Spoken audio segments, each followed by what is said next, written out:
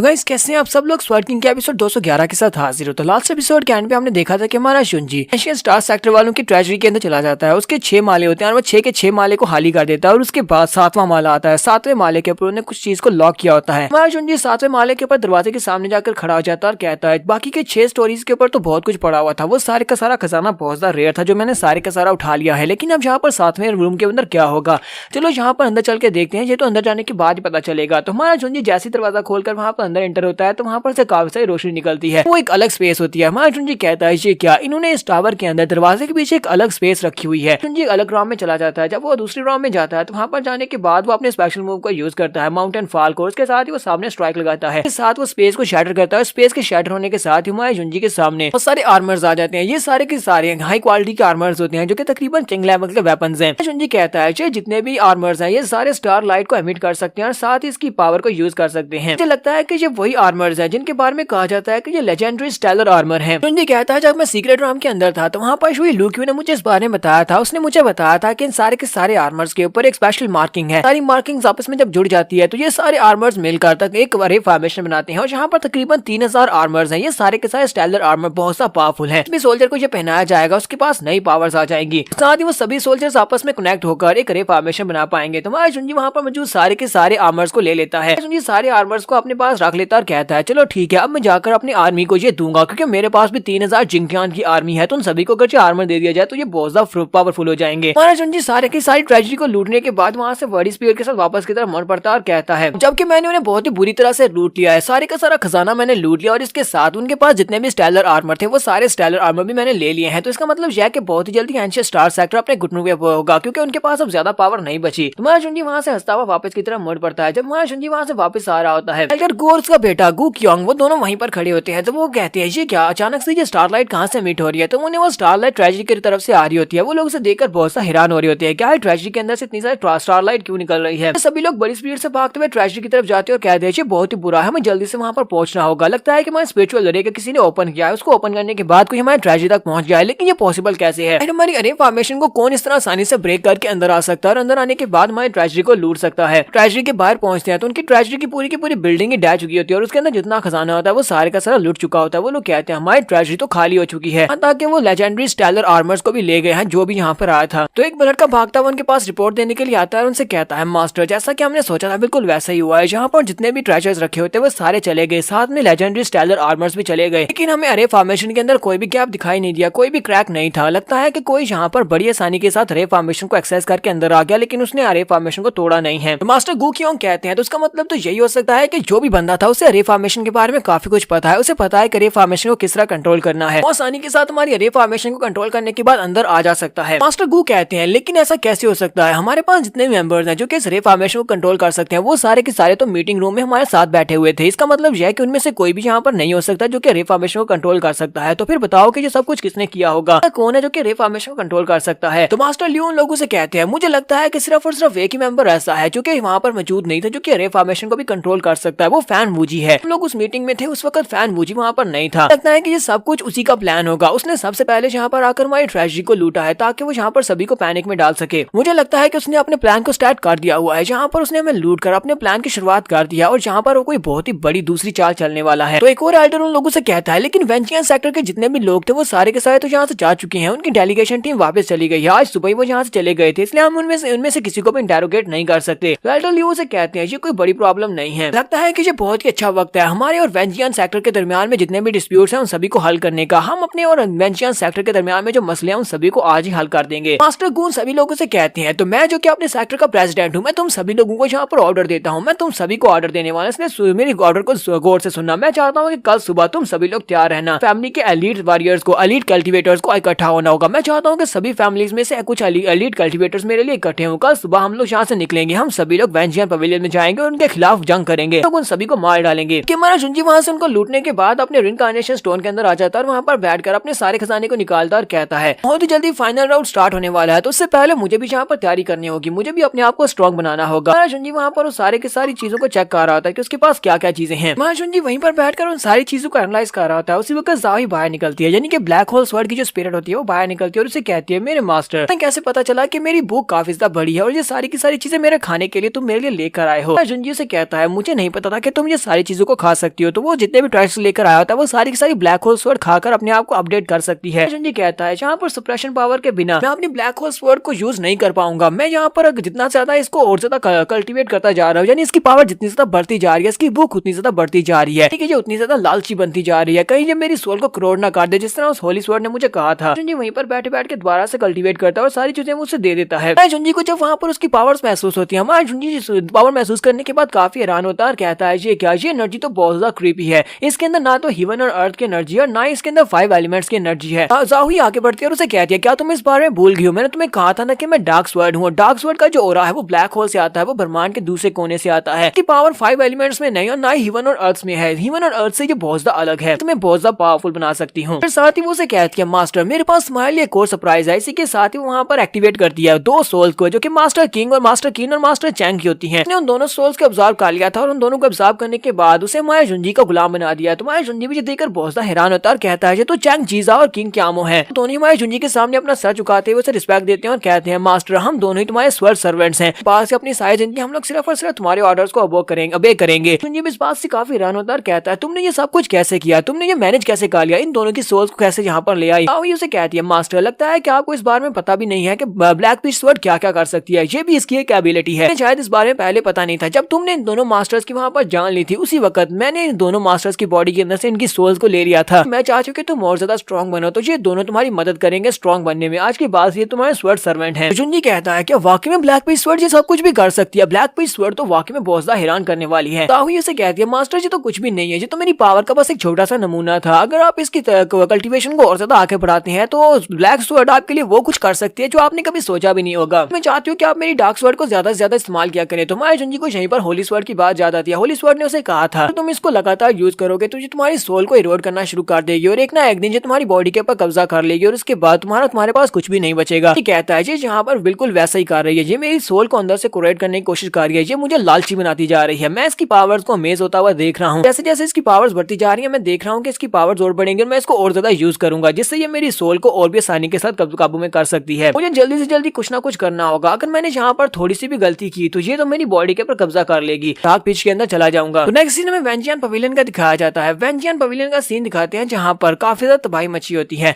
ये सभी लोग जब वहाँ पर पहुंचते हैं, डेलीगेशन टीम जहाँ पर सारे एल्डर्स वापस अपने वेंजियन पवेलियन में पहुंचते हैं, तो वहाँ पर वेन्स खत्म हो चुकी होती हैं और सारी की सारी पहाड़ियां सूख चुकी होती हैं, पर सारे पेड़ सूख चुके होते हैं। ये देखकर वो काफी हैरान होते हैं और कहते हैं यहाँ पर क्या हुआ है, यहाँ पर तो तबाही मची हुई है। हमारे पास जो अर्थ लेवल की स्पिरिचुअल वेन्स थी वो सारी की सारी चली गई, जिसकी वजह से हमारे पास कुछ भी नहीं बचा। हमारे पास जो स्वॉर्ड मास्टर पीक थी वो भी गायब हो गई है, वो यहाँ पर बची ही नहीं। मास्टर किंग जियान उनसे कहते हैं सिर्फ इतना ही नहीं बल्कि हमारे पास जो लेजेलो लेवल की स्पिरिचुअल वेन्स थी वो भी गायब हो चुकी हैं, वो भी यहाँ पर नहीं है, उनका भी नामो निशान नहीं रहा। इसी के साथ उनके सामने वेंजियन पवेलियन के ग्रैंड मास्टर एंट्री मारते हैं, यानी कि फैन वूजी उनके सामने आते हैं और उन सभी लोगों से कहते हैं मैं देख रहा हूँ कि तुम्हारे साथ क्लाउड नहीं है, यानी कि हमारा स्वॉर्ड मास्टर ल्यूजन तुम्हारे साथ क्यों नहीं आया? मास्टर किंग जियान उसे कहते हैं सर यहाँ पर क्या हुआ है, यहाँ पर इतनी तबाही कैसे मची, यहाँ पर तो कुछ भी नहीं बचा, लगता है किसी ने वेंजियन पवेलियन को बहुत ही बुरी तरह से बर्बाद किया है। तो ग्रैंड मास्टर उन लोगों से कहते हैं मुझे इस बारे में पता था कि वो यहाँ पर नहीं अपीयर होगा, क्योंकि उसी ने ये सब कुछ किया है, वो यहाँ पर नहीं आएगा। ग्रैंड मास्टर को यहाँ पर हमारे जुंजी के ऊपर शक होता है। वो उन सभी लोगों से कहते हैं तुम सभी लोग जल्दी से मेरे मेंशन में आओ, बाकी के सभी लोग वहीं पर इंतजार कर रहे हैं, तुम्हें भी वहाँ पर आना होगा, हम लोग वहीं पर डिस्कस करेंगे। सभी लोग जब वहाँ पर पहुंचते हैं तो फैन मुझे अपनी कुर्सी के ऊपर बैठ जाता है। ये सभी लोग कहते हैं सर अब हमें बताएं कि इस बात का क्या मतलब है, आपने हम सभी को यहाँ पर क्यों बुलाया और यहाँ पर हुआ क्या है? फैन मुझे उन लोगों के सामने 2 तलवारें रखते हैं, एक तलवार मास्टर चैंग की होती है, दूसरी मास्टर किन की होती है। वो कहते हैं ये दोनों तलवारें मास्टर किन और मास्टर चैंग की हैं। दोनों उनकी सोल बाइटिंग तलवारें थी जो हमारे पास पड़ी हुई थी, ये दोनों टूट चुकी हैं। इसका मतलब यह है कि उन दोनों को किसी ने मार दिया है, वो दोनों मार चुके हैं। सुनते ही वो लोग काफी ज्यादा हैरान होते हैं। तो फैन वूजी उनसे कहते हैं तुम मुझे ये बताओ कि अब यहाँ पर उन दोनों को किसने मारा होगा? और सभी लोग जानते हैं कि लूजन और उनके दरमियान में एक झगड़ा चल रहा था और झगड़ा इतना ज्यादा था कि वो दोनों एक दूसरे की जान भी ले सकते थे। ऊपर से स्वॉर्ड मास्टर लूजन यहाँ पर वापस तुम्हारे साथ आया भी नहीं और वो दोनों की मौत वहीं पर हुई है एंशिएंट स्टार सेक्टर में। इसका मतलब यह है कि उसी ने उन दोनों को मारा, इसलिए वो वापस नहीं आया। और इसका मतलब मुझे लगता है कि उसी ने ये सब कुछ भी किया है। कॉन्टेस्ट के स्टार्ट होने से पहले उसने कहा था कि वो अकेले बाहर जाना चाहता है, यानी कि अकेले स्टार सेक्टर में कंपटीशन स्टार्ट होने से पहले पहुंच जाएगा। हम सभी लोग जब यहाँ से निकल गए तो वो वापस जहाँ पर आया होगा और आकर उसने ये सारी तबाही मचाई है। मुझे लगता है कि ये सब कुछ स्वॉर्ड मास्टर लूजन ने किया है, उसने वेंजियन पवेलियन को बर्बाद किया है। तो एल्डर टैंग उसे कहती है लेकिन ग्रैंड मास्टर से कैसे हो सकता है? स्वॉर्ड मास्टर लूजन ने हमारे सेक्टर के लिए एक कंपटीशन को जीता है, उसके फर्स्ट रैंकिंग को हासिल किया कि हमारा वेंजियन पवेलियन बाकी के सभी सेक्टर्स के ऊपर राज कर सके। आप यहाँ पर ये कैसे कह सकते हैं कि वो एक गद्दार है, उसने हमारे वेंजियन पवेलियन को बर्बाद किया है? लगता है कि आप यहाँ पर बिना किसी सबूत के ये बात कह रहे हैं, आपको ये बात नहीं कहनी चाहिए। मास्टर किंग जियान भी उनसे कहते हैं मैं भी इस बात से एग्री करता हूँ हूँ। मुझे लगता है कि आपको यहाँ पर स्वॉर्ड मास्टर लूजन के खिलाफ पहले सबूत इकट्ठे करने चाहिए और उसके बाद उसके ऊपर इल्जाम लगाना चाहिए।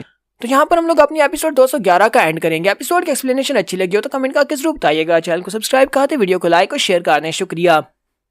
तो गाइस कैसे हैं आप सब लोग। स्वॉर्ड किंग के एपिसोड 212 के साथ हाजिर हो। तो लास्ट एपिसोड के एंड पे हमने देखा था कि वेंजियन पवेलियन के लोग वापस आ जाते हैं, जहां पर वेंजियन पवेलियन के मास्टर उनके सामने बैठे होते हैं और उनसे कहते हैं मुझे लगता है कि लूजुन ने सब कुछ किया है, लूजुन का किया कितना है, उसने वेंजियन पवेलियन को बर्बाद कर दिया। साथ ही वो हमारे जुंजी के स्टूडेंट से कहते हैं तुम उसके स्टूडेंट्स हो, अगर तुम लोग हमारी यहाँ पर मदद करते हो तो फिर हमारे लिए बहुत आसान हो जाएगा तुम्हारे मास्टर को पकड़ना। हम लोग स्वॉर्ड मास्टर लूजुन को पकड़ना चाहते हैं। तो लू किंगजान और शुई कियान वो दोनों सबसे पहले बोल पड़ती है। लू किंगजान उसे कहती है क्या तुम्हें लगता है कि हम यहाँ पर अपने मास्टर को पकड़ाने में तुम्हारी मदद करेंगे? हमारे मास्टर के खिलाफ तुम्हारे पास कोई भी सबूत नहीं है, तुम उसके ऊपर इस तरह इल्जाम नहीं लगा सकते। कियान उसे कहती है हाँ हमारे मास्टर इस तरह का कोई भी काम कभी नहीं करेंगे, वो कभी भी किसी को धोखा नहीं दे सकते। लोग उनके डिसाइपल और हम लोग अपने मास्टर को धोखा नहीं देंगे। तो निंगली आगे बढ़ता है और कहता है सर मैं यहाँ पर इस बात की गवाही दे सकता हूँ, मैं गवाही दे सकता हूँ कि हमारे स्वॉर्ड मास्टर ने ये सब कुछ किया है जो कि हमारे मास्टर हैं। जुंजी के 7 पर्सनल डिसाइपल्स में से ये भी उसका एक पर्सनल डिसाइपल है। वो यहाँ पर उसके खिलाफ गवाही देने को तैयार हो जाता है। वो कहता है मैं यहाँ पर गवाही देता हूँ कि मेरे मास्टर ने प्लान बनाया था मास्टर चैंग और मास्टर किन को मारने का। पर सुनते ही बाकी के सभी लोग उसकी तरफ देखते हैं और कहते हैं निंगली तुम ऐसा कैसे कर सकते हो, तुम एक बहुत ही घटिया इंसान हो, तुम अपने मास्टर को धोखा कैसे दे सकते हो। चलाकर उसे कहता है तुम यहाँ पर बकवास कर रहे हो, तुम इतनी ज्यादा बकवास कैसे कर सकते हो हमारे मास्टर के खिलाफ, तुम हमारे मास्टर के खिलाफ जाओगे तो हम तुम्हें नहीं छोड़ेंगे। निंगली उन लोगों से कहता है मैंने यहाँ पर कोई भी बकवास बात नहीं की, मैं बिल्कुल सच कह रहा हूँ। मास्टर लूजुन को हमारा मास्टर होने का कोई भी हक नहीं है, ना ही उसे वेंजियन पवेलियन का कोई मास्टर होने का हक है। उसने सभी को धोखा दिया है। सभी डिसाइपल्स अपनी अपनी पावर्स को रिलीज करते हैं और कहते हैं तुम्हारी हिम्मत कैसी है हमारे मास्टर के खिलाफ बोलने की, हम तुम्हें मार डालेंगे। वुशान और बाकी के सभी लोग उसके साथ मिलकर उसके ऊपर अटैक करने के लिए आगे बढ़ते हैं और कहते हैं तुमने हमारे मास्टर की इंसल्ट किया तो हम तुम्हें यहाँ पर एक बहुत अच्छा सबक सिखाएंगे। वो आगे बढ़ रहे होते हैं उसी वक्त फैन वुजी अपनी पावर्स को रिलीज करते हुए सीधा निंगली के पास आकर खड़ा हो जाता है, अपनी पावर्स को रिलीज करता है जिससे हमारे जुंजी के साइड डिसाइपल्स उड़ते हुए पीछे जाकर गिर जाते हैं। वो उनसे कहता है तुम में से कोई भी यहाँ पर मेन हाल में फाइट नहीं कर सकता, स्पेशली निंगली के साथ कोई भी फाइट नहीं करेगा। गुशान चिल्लाकर कहता है वाकई में एक बहुत बड़ी डिस्ग्रेस है, ये हमारे मास्टर के नाम पर एक दाग लगा रहा है, ये हमारे मास्टर को फंसाने की कोशिश कर रहा है सिर्फ और सिर्फ अपनी सेफ्टी की खातिर, ताकि वेंजियन पवेलियन के मास्टर इसे बख्श दें और इसको सजा ना दें। ग्रैंड मास्टर फिर से चिल्लाकर उनसे कहते हैं बस बहुत हो गया, इतना काफी है। इसकी बात को मानने को तैयार हूँ क्योंकि निंगली मास्टर लूजुन का एक बहुत ही खास डिसाइपल था, ये इसके 7 पर्सनल डिसाइपल्स में से एक पर्सनल डिसाइपल था। जबकि इसने यहाँ पर ये बात कही है कि स्वॉर्ड मास्टर लूजुन ने ही मास्टर चैंग और मास्टर किन की जान लेने का प्लान बनाया था, तो मुझे लगता है ये सच बोल रहा है। तो यहाँ पर इसकी बात को मानेंगे और तुम सभी लोगों को जिसने हमारे स्वॉर्ड मास्टर लूजुन का साथ दिया, जिसने हमारे मास्टर्स की जान ली, तुम अपने मास्टर का साथ दोगे। अगर तुम उसके साथ हो हमारे साथ नहीं हो तो फिर तुम सभी लोगों को वैन फैंग क्लिफ के ऊपर जाकर बंदी बनाया जाएगा, तुम सभी को वहीं पर रहना पड़ेगा। मास्टर किंग जियान ये बात सुनते ही कहते हैं मास्टर आप ऐसा कैसे कर सकते हैं, वैन फैंग क्लिफ बहुत ज्यादा खतरनाक है, इन बच्चों को वहां पर नहीं ले जाया जा सकता। ग्रैंड मास्टर उनसे कहते हैं मैंने तुमसे जो कहा वही करो। वो लॉ एनफोर्समेंट डिपार्टमेंट से कहते हैं सभी को पकड़ लो और सभी डिसाइपल्स को वहां पर जाकर बांध दो। नेक्स्ट हमें एंशियंट स्टार सेक्टर का दिखाया जाता है। एंशियंट स्टार सेक्टर के होली स्टार सिटी में मास्टर गु अपने लोगों को इकट्ठा कर लेते हैं। हर फैमिली से बहुत सारे एलीट वहां पर आए होते हैं, उनके सामने बहुत सारे लोग होते हैं, सभी फैमिली से बहुत सारे लोग होते हैं, तकरीबन 1,30,000 लोग इनके पास आए होते हैं। मास्टर लू गु कियांग आगे बढ़ते हैं और उनसे कहते हैं मास्टर गु हम लोगों ने तकरीबन 1,30,000 लोगों को इकट्ठा कर लिया है, जिसे सभी के सभी एलीट वॉरियर्स हैं, हम लोग जाने के लिए रेडी हैं। मास्टर गु कहते हैं तो फिर ठीक है। फिर साथ ही वो चिल्लाकर कहते हैं तुम सभी लोग मेरी बात को ध्यान से सुनो, सभी लोग अपनी फैमिली को बचाने के लिए, अपने लोगों को बचाने के लिए, अपने एंशिएंट स्टार सिटी को बचाने के लिए जहां पर वेंजियन पवेलियन की तरफ जा रहे हैं ताकि हम लोग जस्टिस हासिल कर सकें। उनके पास एक ऐसा वेपन है जो हमारी अरे फॉर्मेशन को तोड़ सकता है। अगर वो अरे फॉर्मेशन को तोड़ सकते हैं तो कभी भी हमारे पर अटैक कर सकते हैं। जाकर उन सभी को सबक सिखाना होगा कि हमारा एंशिएंट स्टार सिटी कोई ऐसा सिटी नहीं है जिसके ऊपर कोई भी आकर अटैक कर सकता है। सभी लोग अपने अपने पंछियों के ऊपर बैठते हैं और वहां से उड़ना स्टार्ट करते हैं वेंजियन पवेलियन की तरफ, जबकि हमारा जुंजी वहीं पर छुपकर देख रहा होता है। जुंजी कहता है तो ठीक है प्लान स्टार्ट हो चुका है। स्टार सेक्टर के लोग अपने साथ पूरे 1,30,000 एलीट फाइटर्स को लेकर इस वक्त वेंजियन सेक्टर की तरफ निकल पड़े हैं। तब मैंने सोचा था ये वार उससे भी ज्यादा बड़ी होने वाली है। जुंजी कहता है तो चलो फिर ठीक है, इससे मुझे अब ज्यादा कुछ नहीं करना पड़ेगा। मुझे लगा था कि ये थोड़े लोग लेकर जाएंगे लेकिन ये तो पूरे 1,30,000 लेकर जा रहे हैं। हमारा जुंजी यहाँ पर ये सब कुछ कंप्लीट करने के बाद स्टार फॉलिंग अबीस के बाहर पहुंचता है जहाँ पर उसकी मॉम ट्रैप है। तो वहाँ पर पहले से उसका इंतजार कर रही होती है। वो उसे कहते हैं तो फाइनली तुम यहाँ पर आएगी, मैं पिछले 3 दिन से यहाँ पर तुम्हारा इंतजार कर रहा था, हमारे पास से मुझे कोई भी खबर नहीं मिल रही थी इसलिए मैं तुमसे मिलने के लिए वहीं पर आने वाला था, लेकिन शुक्र है कि तुम आ गए। जुंजी से कहता है तो क्या हमारे सारे लोग यहाँ पर आ चुके हैं? तो मास्टर लीन उसे कहते हैं हाँ सारे लोग आ चुके हैं, ये सभी लोग वहाँ पर नीचे तुम्हारा इंतजार कर रहे हैं जहाँ पर तुम्हारी मॉम है, चलो हम लोग भी वहाँ पर चलते हैं। हमारे जुंजी मास्टर लीन से कहता है तो फिर चलते हैं, जाके अपनी मॉम से मिलते हैं और वो सभी लोग वहाँ से नीचे की तरफ चल पड़ते हैं। ये लोग वहाँ पर नीचे पहुंचते हैं तो हमारी जुंजी की मॉम के साथ लू लैन खड़ी होती है। वो उसे कहती है मिस्टर चू वाकई में हम तुम्हें देखकर बहुत खुश हैं। जुंजी के सभी सभी साथी वहाँ पर मौजूद होते हैं। जुनजी के डैड और उसके अपने करीबी दोस्त वो सारे वहाँ पर होते हैं। मा जुनजी कहता है तुम सभी को देखकर मुझे बहुत ज्यादा खुशी हो रही है। जुनजी का जो जाओ ही होता है यानी चू जाओ ही वो उसे कहता है मास्टर मैं पूरे 3000 जिंगटियान आर्मी के सोल्जर्स को अपने साथ लेकर आया हूँ। इसके अलावा हमारे पास और भी बहुत सारे एक्सपर्ट्स हैं, वो सभी के सभी आपके इशारे का इंतजार कर रहे हैं कि अब आप यहाँ पर ऑर्डर दें और हम लोग अपने मिशन को पूरा करें। जुनजी से कहता है चलो ये तो बहुत ही अच्छी बात है। तुम्हारा जुनजी अपने पास स्क्रोल को निकालता है जिसके अंदर उसने उन स्टेलर आर्मर्स को रखा था। वो उनसे कहता है हम लोग अपने ओरिजिनल प्लान के मुताबिक ही चलेंगे। सबके एंशियंट स्टार सेक्टर के सभी एलीट वॉरियर्स जहाँ से वेंजियन पवेलियन की तरफ चले गए हैं, तो मैं चाहता हूँ कि तुम सभी लोग अपने साथ कुछ कुछ लोगों की टुकड़ी को लो और वो डायरेक्शन से एंशियंट स्टार सेक्टर के ऊपर अटैक कर दो। मास्टर डीन और एम्परर मो से कहते हैं हाँ क्यों नहीं, हम लोग तो रेडी बैठे हैं। अपने पास रिंग निकालता है और उसे सोल्जर को देते हुए कहता है इसके अंदर पूरे 3000 पीसेस स्टेलर आर्मर के हैं। तुम सभी जेंकियान आर्मी सोल्जर्स के लिए ये बहुत सा नेसेसरी है, तुम इन सभी को पहन लो। तुम सभी लोगों की बैटलिंग पावर बहुत ज्यादा बढ़ जाएगी, इससे तुम सभी लोग सेफ भी रहोगे क्योंकि मैं नहीं चाहता कि जहाँ पर तुम्हें से किसी एक की भी जान जाए। लोग बहुत ज्यादा खुश हो जाते हैं। उसके बाद मैं जुनजी आगे बढ़ता है अपनी मॉम के पास और मॉम से कहता है मॉम आपको थोड़ी देर यहीं पर रुकना पड़ेगा। इसी आपको अरे फॉर्मेशन के अंदर क्रैक्स अपीयर होते हुए दिखाई दे, उसी वक्त आपको सेंट्रल अरे फॉर्मेशन को डिस्ट्रॉय करना होगा जिससे आप आजाद हो जाएंगी। उसकी मॉम से कहती है मुझे इन लोगों ने बताया कि तुम नॉर्थ की तरफ अकेले जाना चाहते हो, वहाँ पर अरे फॉर्मेशन की जो आई है तुम उसको डिस्ट्रॉय करना चाहते हो। तुम वाकई में ऐसा कर लोगे क्योंकि वहाँ पर अगर तुम जाओगे तुम्हें पूरे की पूरी एंशियंट स्टार सिटी की जितनी भी फोर्स है उस सभी का सामना करना पड़ेगा। जुनजी कहता है मॉम आपको परेशान होने की जरूरत नहीं है, मैंने सब कुछ पहले से सेटल कर दिया है। ज्यादातर एलीट वॉरियर्स तो यहाँ से जा चुके हैं, ऊपर से मेरे पास मेरी डार्क होल्स वर्ड है, ये बहुत ज्यादा पावरफुल है, इसकी मदद से मैं सभी को हरा सकता हूँ। तो लियू जियांग हमारी जुनजी से कहती है जुनजी मैं तुम्हारे साथ जाना चाहती हूँ, मैं नॉर्थ की तरफ तुम्हारे साथ जाऊंगी। तुम्हारे जुनजी से कहता है नहीं तुम यहाँ पर मेरी मॉम के पास रुको, मेरी मॉम को तुम्हारी जरूरत पड़ेगी। यहाँ पर फाइनल पर इस रे फॉर्मेशन में क्रैक्स अपीयर होंगे, तुम दोनों को मिलकर रे फॉर्मेशन को तोड़ना होगा। वो उसे कहती है अच्छा ठीक है फिर अपना ध्यान रखना, मैं तुम्हारी मॉम का ध्यान रखूंगी। इसके बाद हमारा जुनजी अपनी आर्मी से कहता है चलो फिर ठीक है रेडी हो जाओ, सभी लोग अलग अलग डायरेक्शन में चले जाओ। ये लोग इसके चारों कोनों में जाएंगे जहाँ पर रे फॉर्मेशन की आंखें हैं, उनको बर्बाद करने से अरे फॉर्मेशन को तोड़ा जा सकता है।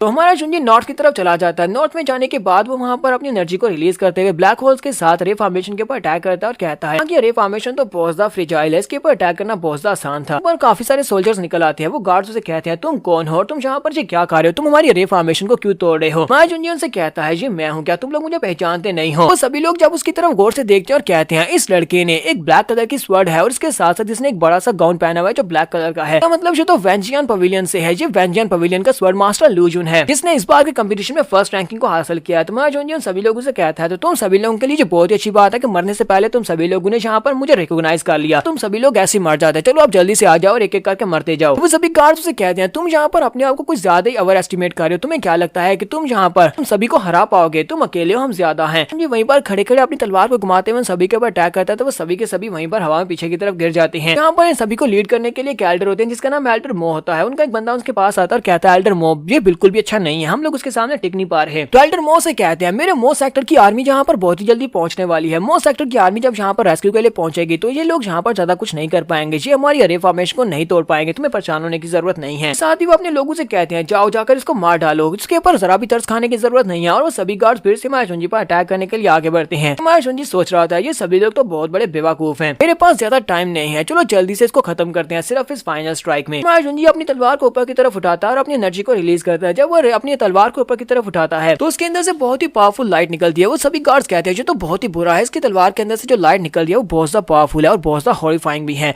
हम में से कोई भी यहाँ पर इसको नहीं रोक पाएगा और हमारी रे फॉर्मेशन भी यहाँ पर इसके सामने नहीं टिक पाएगी। आसमान के ऊपर से ब्लैक होल ओपन होता है और उसके अंदर से बहुत सारे स्टार्स नीचे की तरफ गिर रहे होते हैं। वो सभी लोग अपने आप को उससे बचा रहे होते हैं। दूसरी तरफ उसकी मॉम को दिखाते हैं कि उसकी मॉम जब आसमान की तरफ देखती है वो कहती है लगता है कि हमारे सामने है कि उन्होंने चारों कोनों में जाकर रे फॉर्मेशन की आइज को डिस्ट्रॉय कर दिया, इसी वजह से हमारे पास जो रे फॉर्मेशन की आई थी वो ओपन हो चुकी है। तो मेलविना अपने हाथ को ऊपर की तरफ करते हुए पावर्स को रिलीज करती है। तो लियू जियांग उनसे कहती है आंटी मैं यहाँ पर आपकी हेल्प करती हूँ। वो दोनों ही अपनी अपनी पावर्स को रिलीज करते हुए उस आई के ऊपर अटैक करती हैं। वो दोनों आई के ऊपर अटैक करते हैं तो रे फॉर्मेशन की आई को डिस्ट्रॉय कर देती हैं, जिसकी वजह से उसकी मॉम की बॉडी के ऊपर जो चेन्स होती हैं वो चेन्स खत्म हो जाती हैं और उसकी मॉम आजाद हो जाती है। अब वो इस अबीस से बाहर निकल सकती है। जैसे वो वहाँ पर से आजाद होती हैं वो लियू जियांग से कहती हैं अब मैं यहाँ से जा रही हूँ, मैं जाकर अपने बेटे को देखने वाली हूँ, तुम यहीं पर रुका मेरा इंतजार करो।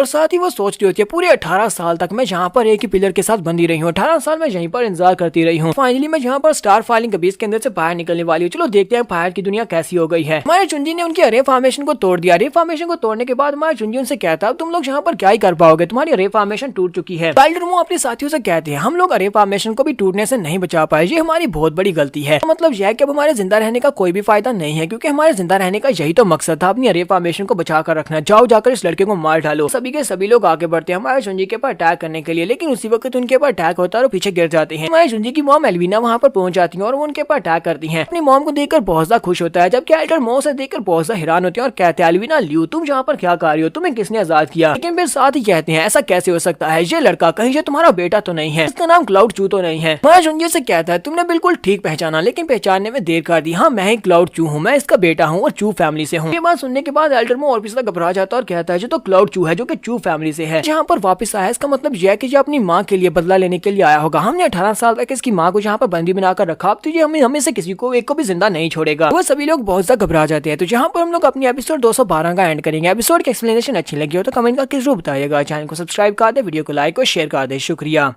तो गाइस कैसे हैं आप सब लोग, स्वर्ड किंग के एपिसोड 213 के साथ हाजिर हो। तो लास्ट एपिसोड के एंड पे हमने देखा था मास्टर मो को माया जुंजी की हकीकत के बारे में पता चलता है। वो वहाँ पर एल्विना को देखता है तो उसे देखकर काफी हैरान होता है। जुंजी से कहता है कहीं तुम इसके बेटे तो नहीं हो, इसका मतलब यह कि तुम्हारा नाम क्लाउड चू है, फैमिली से हो और तुम इसके बेटे हो। वो बहुत ज्यादा घबरा जाता है और बाकी सभी लोग उसे कहता है अगर ये वाकई में क्लाउड चू है तो ये यहाँ पर हमसे बदला लेने के लिए आया होगा। हमने इसकी माँ के साथ जो कुछ भी किया है इससे पहले कि ये हमें यहाँ पर मार डाले, हमें इस सभी को मार डालना होगा। मास्टर मो एल्विना से कहते हैं एल्विना ये बात तो ठीक है कि तुम उस अभी से निकल आएगा, तुम अपनी कैद से आजाद हो चुकी हो, लेकिन ये बात भी ठीक है कि तुम में से कोई भी यहाँ से बचकर बाहर नहीं जा पाएगा, तुम सभी लोग यहीं पर मरने वाले हो। कोई भी एंशियंट स्टार सेक्टर को छोड़कर नहीं जा सकता। वीना उसे कहती है क्या तुम्हें वाकई में ऐसा लगता है कि हम लोग यहाँ से नहीं जा सकते। इसी के साथ ही हमारे जुंजी की आर्मी वहाँ पर पहुंच जाती है। उनका जनरल अपनी आर्मी को लीड करते हुए वहाँ पर आ जाता है। वो सारे जिंगटियान आर्मी सोल्जर्स होते हैं। देखकर तो मास्टर मो बहुत सा हैरान हो जाते हैं और कहते हैं ये क्या, यहाँ पर एक आर्मी कहाँ से आ गई, इनके पास तो पूरी आर्मी है। मास्टर लिन वहाँ पर मास्टर मो और बाकी के एल्डर्स के साथ अपीयर होते हैं और कहते हैं तो हम लोग भी यहाँ पर हैं। सभी लोग उन सभी एल्डर्स को देखकर बहुत ज्यादा हैरान हो जाते हैं, क्योंकि मास्टर लिन जो होते हैं वो निर्वाणा के 6 लेवल पर है। मास्टर मो भी निर्वाणा राम के एक्सपर्ट हैं। देखकर तो वो लोग बहुत ज्यादा घबरा जाते हैं और कहते हैं हम सभी लोग मरने वाले हैं, क्योंकि ये सारे निर्वाणा राम के एक्सपर्ट्स हैं। तो माया जुंजी उनसे कहता है तुम में से कोई भी यहाँ पर एंशियंट स्टार सेक्टर को छोड़कर नहीं जा सकता, और तुम लोग हमें कह रहे थे कि हम लोग एंशियंट स्टार सेक्टर को छोड़कर नहीं जा पाएंगे। उनको चारों तरफ से घेर लिया गया होता है। यहीं पर 2 लोगों को दिखाते हैं, वो 2 लोग वहाँ से भागकर बाहर की तरफ पहुंच जाते हैं। वो लोग कहते हैं हमारा होली स्टार सिटी ये तो गिर चुका है, यानी कि हमारे दुश्मन ने चारों तरफ से घेर लिया और दुश्मन ने हमारे बहुत सारे लोगों को मार दिया। हमें जल्दी से जाकर प्रेसिडेंट को इस बारे में बताना होगा, मास्टर गू को जाकर इन्फॉर्म करना होगा। दोनों जैसे भागते वहाँ से जा रहे होते हैं, उनमें से एक को तीर लगता है और वहीं पर मर जाता है। टर्नल ऊपर दीवार के ऊपर खड़ा होता है और उन दोनों को निशाना लगा रहा होता है। वो जैसे दूसरे वाले को मारने लगता है, माया जुंजी उसके पास आता है और उसे कहता है प्लीज इसको रहने दो, भागने दो। तो वो उसे कहता है हम लोग इस वक्त एक बहुत ही क्रूशियल मोमेंट में है, इस वक्त दुश्मन को मारना बहुत ज्यादा जरूरी है। हमारे सामने जितने भी दुश्मन आएंगे उन सभी को मारना होगा, हमारे लिए काफी ज्यादा मुश्किल हो जाएगी। जुंजी उसे कहता है ये भी मेरे प्लान का एक हिस्सा है, इस एक वाले को जहाँ से जाने दो, ये जाकर मास्टर गू को इस बारे में इन्फॉर्म करेगा, जिससे हमारा प्लान और भी ज्यादा आसान हो जाएगा। मुझे पता है कि ये बहुत ही जल्दी वेंजियन सेक्टर में पहुंचने वाला है। फिर साथ ही माया जुंजी कहता है वेंजियन सेक्टर में ये लोग पहुंच गए होंगे, यानी कि एंशियंट स्टार सेक्टर की आर्मी पहुंच गई होगी, मुझे वहां पर पहुंचना होगा। उसके बाद माया जुंजी सभी लोगों से कहता है मैं ये वाली जगह तुम्हारे पर छोड़ता हूँ, मुझे जल्दी वेंजियन सेक्टर में जाना है, इसलिए मैं वहां पर जा रहा हूँ। किसी ने वेंजियन सेक्टर की वैन पैंग क्लिफ का दिखाया जाता है, जहाँ पर माया जुंजी के सारे स्टूडेंट्स को पिलर्स के साथ बांधा गया होता है, उन्हें पिलर्स के साथ बांध दिया गया होता है। पर उस साथ वाले पिलर्स के ऊपर भी लोगों को बांधा गया था, लेकिन वो मारकर उनके कंकाल वहीं पर अभी लटके होते हैं। लूजिंग उसकी तरफ देखता और कहता है ये क्या हम लोग भी यहाँ पर हमेशा के लिए बंधे रह जाएंगे, क्या हम लोग भी यहाँ पर इसी तरह कंकाल बन जाएंगे, क्योंकि हम लोग यहाँ पर अगर बंधे रहे तो हम लोग भूख की वजह से मर जाएंगे। कियानो से कहती है तुम्हें परेशान होने की जरूरत नहीं है, हमारे मास्टर बहुत ही जल्दी हमें बचाने के लिए जरूर आएंगे, हमारे मास्टर कभी भी हमें अकेला नहीं छोड़ेंगे। लूलिंग उनसे कहता है क्या तुम्हें वाकई में लगता है कि वो यहाँ पर हमें बचाने के लिए आएंगे? फिर हमारे मास्टर ने ची ज़ेंग चाओ और उसके साथ मास्टर किंग क्याम उन दोनों की जान ली भी है, तो इससे क्या फर्क पड़ता है, क्योंकि वो दोनों ही बहुत ही बुरे इंसान थे, उन लोगों ने बहुत ही बुरे बुरे काम किए थे। वो लोग यहाँ पर सिर्फ और सिर्फ मौत को ही डिजर्व करते थे। जो तो अपने वेंजियन सेक्टर के लीडर के ऊपर बहुत ज्यादा तरस आता है कि वो सिर्फ और सिर्फ अपनी अथॉरिटी को देख रहा है, उसने हमारे मास्टर की कंट्रीब्यूशंस को नहीं देखा। हमारे मास्टर ने 6 सेक्टर कंपटीशन में उसे 6 सेक्टर्स का लीडर बनवा दिया, लेकिन फिर भी वो लोग यहाँ पर हमारे मास्टर के ऊपर इल्जाम लगा रहे हैं। नहीं लगता कि इस तरह के ग्रैंड मास्टर को हमारा ग्रैंड मास्टर होना चाहिए। तो उसी वक्त निंगली पहुंच जाता है। निंगली उन लोगों से कहता है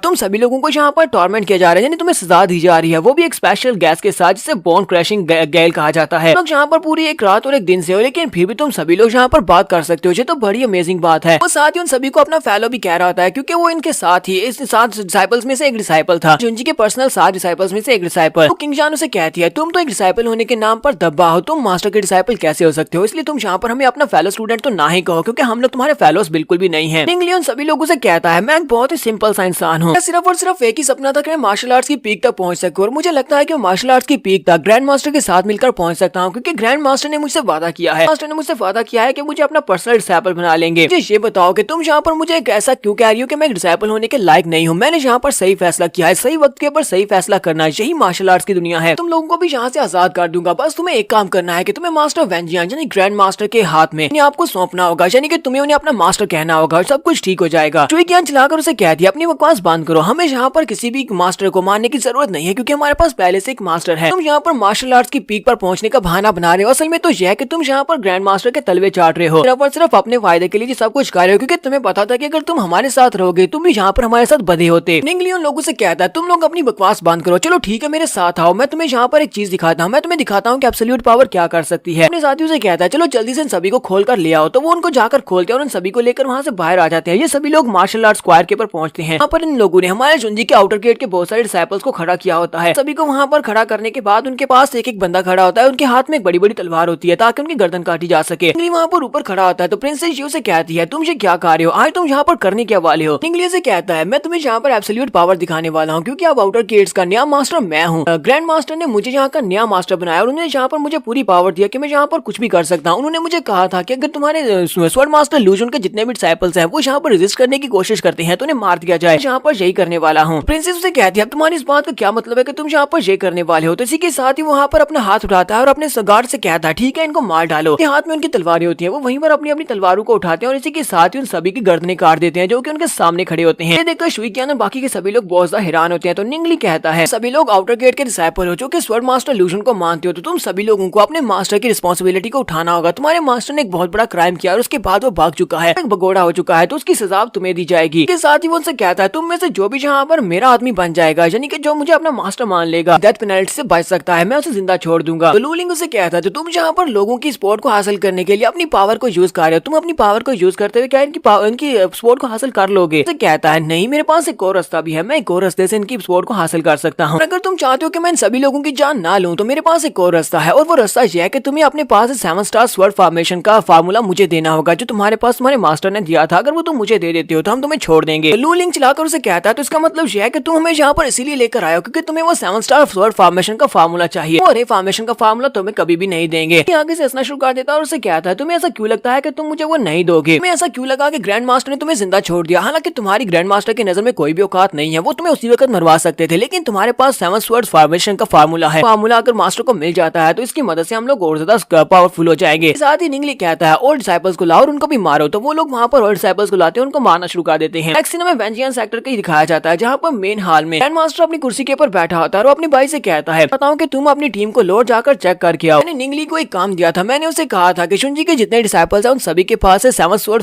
फॉर्मेशन का फार्मूला लेकर आए। उसने वो बहुत ही स्पेशल फॉर्मेशन अपने स्टूडेंट्स को सिखाई है, अगर वो मैनुअल हमें मिल जाता है तो हमारे लिए काफी ज्यादा अच्छा रहेगा, जाओ जाकर वहाँ पर चेक करके आओ। उसे कहता है ठीक है ब्रदर मैं चेक करके आता हूँ। लेकिन उसी वक्त वहाँ पर एक बंदा आता है उन्हें रिपोर्ट करने के लिए। उनसे कहता है सर एक बहुत ही बुरी खबर है, तुम्हारी अरे फॉर्मेशन के बाहर बहुत सारे लोग हैं जो कि एंशिएंट स्टार सेक्टर के हैं और बहुत सारे मास्टर्स और बहुत सारे एक्सपर्ट्स हैं। मुझे लगता है कि वो लोग यहाँ पर हमसे फाइट करने के लिए आए हैं। ये बात सुनते ही वो बहुत ज्यादा हैरान होता है और कहता है ऐसा कैसे हो सकता है, एंशिएंट स्टार सेक्टर के लोग यहाँ पर क्या कर रहे हैं, हम यहाँ पर चल क्या रहा है, चलो वहाँ पर चल कर देखते हैं। इसके साथ ही फैन मुझे अपने भाई के साथ जल्दी से बाहर पहुंच जाता है तो मास्टर गू और मास्टर गू कियांग उसके सामने खड़े होते हैं। तो फैन मुझे उनसे कहता है मिस्टर गू तुम्हारे यहाँ पर आने का क्या मकसद है, तुम इतने सारे लोगों को लेकर यहाँ पर क्यों आए हो? मास्टर गू से कहते हैं तुम्हारी जितनी भी चालें थी वो सारी की सारी बेनकाब हो चुकी है, अब तुम्हें यहाँ पर और ज्यादा नाटक करने की जरूरत नहीं है। तुमने यहाँ पर वो वेपन हमारे हवाले नहीं किया, वो मैप हमारे हवाले नहीं किया जिसके मुताबिक तुम हमारी अरे फॉर्मेशन को बेद कर अंदर आ रहे हो, मदद से तुम हमारी अरे फॉर्मेशन को तोड़ सकते हो। तो मैं यहाँ पर तुम्हें तुम्हारे पूरे के पूरे वेंजियन पवेलियन को बर्बाद कर दूंगा। मैं अपने साथ पूरे 1,30,000 लोगों को लेकर आया हूँ, ये सारे के सारे एक्सपर्ट्स हैं। मुझे उसे कहता है तुम यहाँ पर कौन से चालों की बात कर रहे हो, मैंने किसी भी चाल को नहीं चला और मैं यहाँ पर समझ नहीं पा रहा कि तुम यहाँ पर आए क्यों हो। इसी के साथ ही मास्टर गू अपने पास से मैप निकालते हैं और उसे कहते हैं क्या तुम इस मैप को पहचानते हो? मास्टर फैन मुझे उसे कहते हैं लगता है कि तुम यहाँ पर इसलिए आए हो कि मास्टर चीजा और उसके साथ साथ मास्टर किन की मौत हुई है तुम्हारे सेक्टर में, लोगों ने तुम्हें कोई गिफ्ट दिया था, मुझे लगता है कि कोई मुझे यहाँ पर फंसाने की कोशिश कर रहा है। मास्टर चैंग और मास्टर किन को मैंने नहीं मारा था। मास्टर गू से कहते हैं तुम्हारे कहने का मतलब यह है कि मैं गलत कह रहा हूँ, साबित करो। तो मास्टर फैन मुझे उसे कहते हैं तुम्हें नहीं लगता कि ये सारा कुछ ज्यादा अजीब हो रहा है? क्या तुम्हें लगता है कि मैं एक प्रोफेशनल इंसान मैं वहाँ पर कोई सबूत छोड़ूंगा कि तुम्हें वहाँ पर पता चल जाए कि ये सब कुछ मैंने किया है? लगता है कि मास्टर चैंग और मास्टर किन को मैं अपनी स्वर्ड के साथ मारूंगा जहाँ पर स्वर्ड इंटेंट छूट जाए और तुम्हें पता चल जाए कि ये सब कुछ मैं कर रहा हूँ? मैंने ऐसा कुछ भी नहीं किया। मुझे लगता है कि कोई हम दोनों को यहाँ पर आपस में लड़वाना चाहता है। मैं एक प्रोफेशनल इंसान हूँ, मैं कभी पीछे सबूत नहीं छोड़ूंगा। मास्टर गूस की बात सुनने के बाद कहते हैं हाँ ये बात तो ठीक है कि तुम यहाँ पर सबूत नहीं छोड़ोगे। मास्टर गू कियांग उसे कहते हैं मुझे लगता है कि हमें इसकी बात नहीं सुननी चाहिए, अगर हम लोग इसकी बात सुनते हैं तो इसका मतलब यह है कि हमारे पास कोई भी सबूत नहीं है और हमें अपनी 1,30,000 लोगों को लेकर वापस जाना होगा। हम लोग इसके ऊपर अटैक नहीं कर पाएंगे। इसी के साथ ही गोल्डन पंछी वहाँ पर आकर गिरता है। उस गोल्डन पंछी के ऊपर जो बंदा होता है वो भी वहाँ पर गिरता है। मास्टर गू क्योंग कहते हैं ये तो एक गोल्डन फीदर स्टारलाइट ईगल है, लेकिन ये यहाँ पर क्या कर रहा है। तो फैन वूजी भी इस बात से काफी हैरान होते हैं और कहते हैं ये तो एक यूनिक मैसेज टेलीपोर्टेशन टूल है, एंशिएंट स्टार सेक्टर वाले इस्तेमाल करते हैं जब उन्हें बहुत ज्यादा इमरजेंसी होती है। पता नहीं एंशिएंट स्टार सेक्टर में क्या हुआ होगा। पंछी जब वहाँ पर गिरता है तो वो बेचारा तो मर जाता है, लेकिन उसके ऊपर जो बंदा होता है वो भी काफी जख्मी होता है। वो चिल्लाकर उनसे कहता है सेक्टर लीडर बहुत ही बुरा हुआ है, हमारे होली स्टार सिटी के ऊपर अटैक हुआ है और हमारा होली स्टार सिटी हार चुका है। अचानक से कहीं से वेंजियन पवेलियन के लोग वहाँ पर निकल आए थे। वो पूरी आर्मी के साथ वहाँ पर आए थे और उन लोगों ने हमारी प्रोटेक्शन रिफॉर्मेशन को तोड़ दिया, भी लोगों को मार दिया है। ये बात सुनते ही मास्टर गू क्योंग बहुत ज्यादा हैरान होते हैं और चिल्लाकर उससे कहते हैं ऐसा कैसे हो सकता है। साथ ही वो फैन वूजी से कहते हैं फैन वूजी जी तुमने क्या कर दिया, क्या तुम अभी भी इस बात से मना करोगे कि ये सब कुछ तुमने नहीं किया, जबकि मेरा बंदा कह रहा है कि वेंजियन पवेलियन के लोगों ने ये सब कुछ किया है। जहाँ पर हम लोग अपनी एपिसोड 213 का एंड करेंगे। नेक्स्ट एपिसोड में देखेंगे हमारा जुंजी जहाँ पर इन दोनों को आपस में किस तरह लड़ाएगा, के बाद आखिर पर जो बचेगा उसको जुंजी किस तरह मारेगा। तो एपिसोड की एक्सप्लेनेशन अच्छी लगी तो कमेंट करके जरूर बताइएगा। चैनल को सब्सक्राइब कर दे, वीडियो को लाइक और शेयर कर दे। शुक्रिया।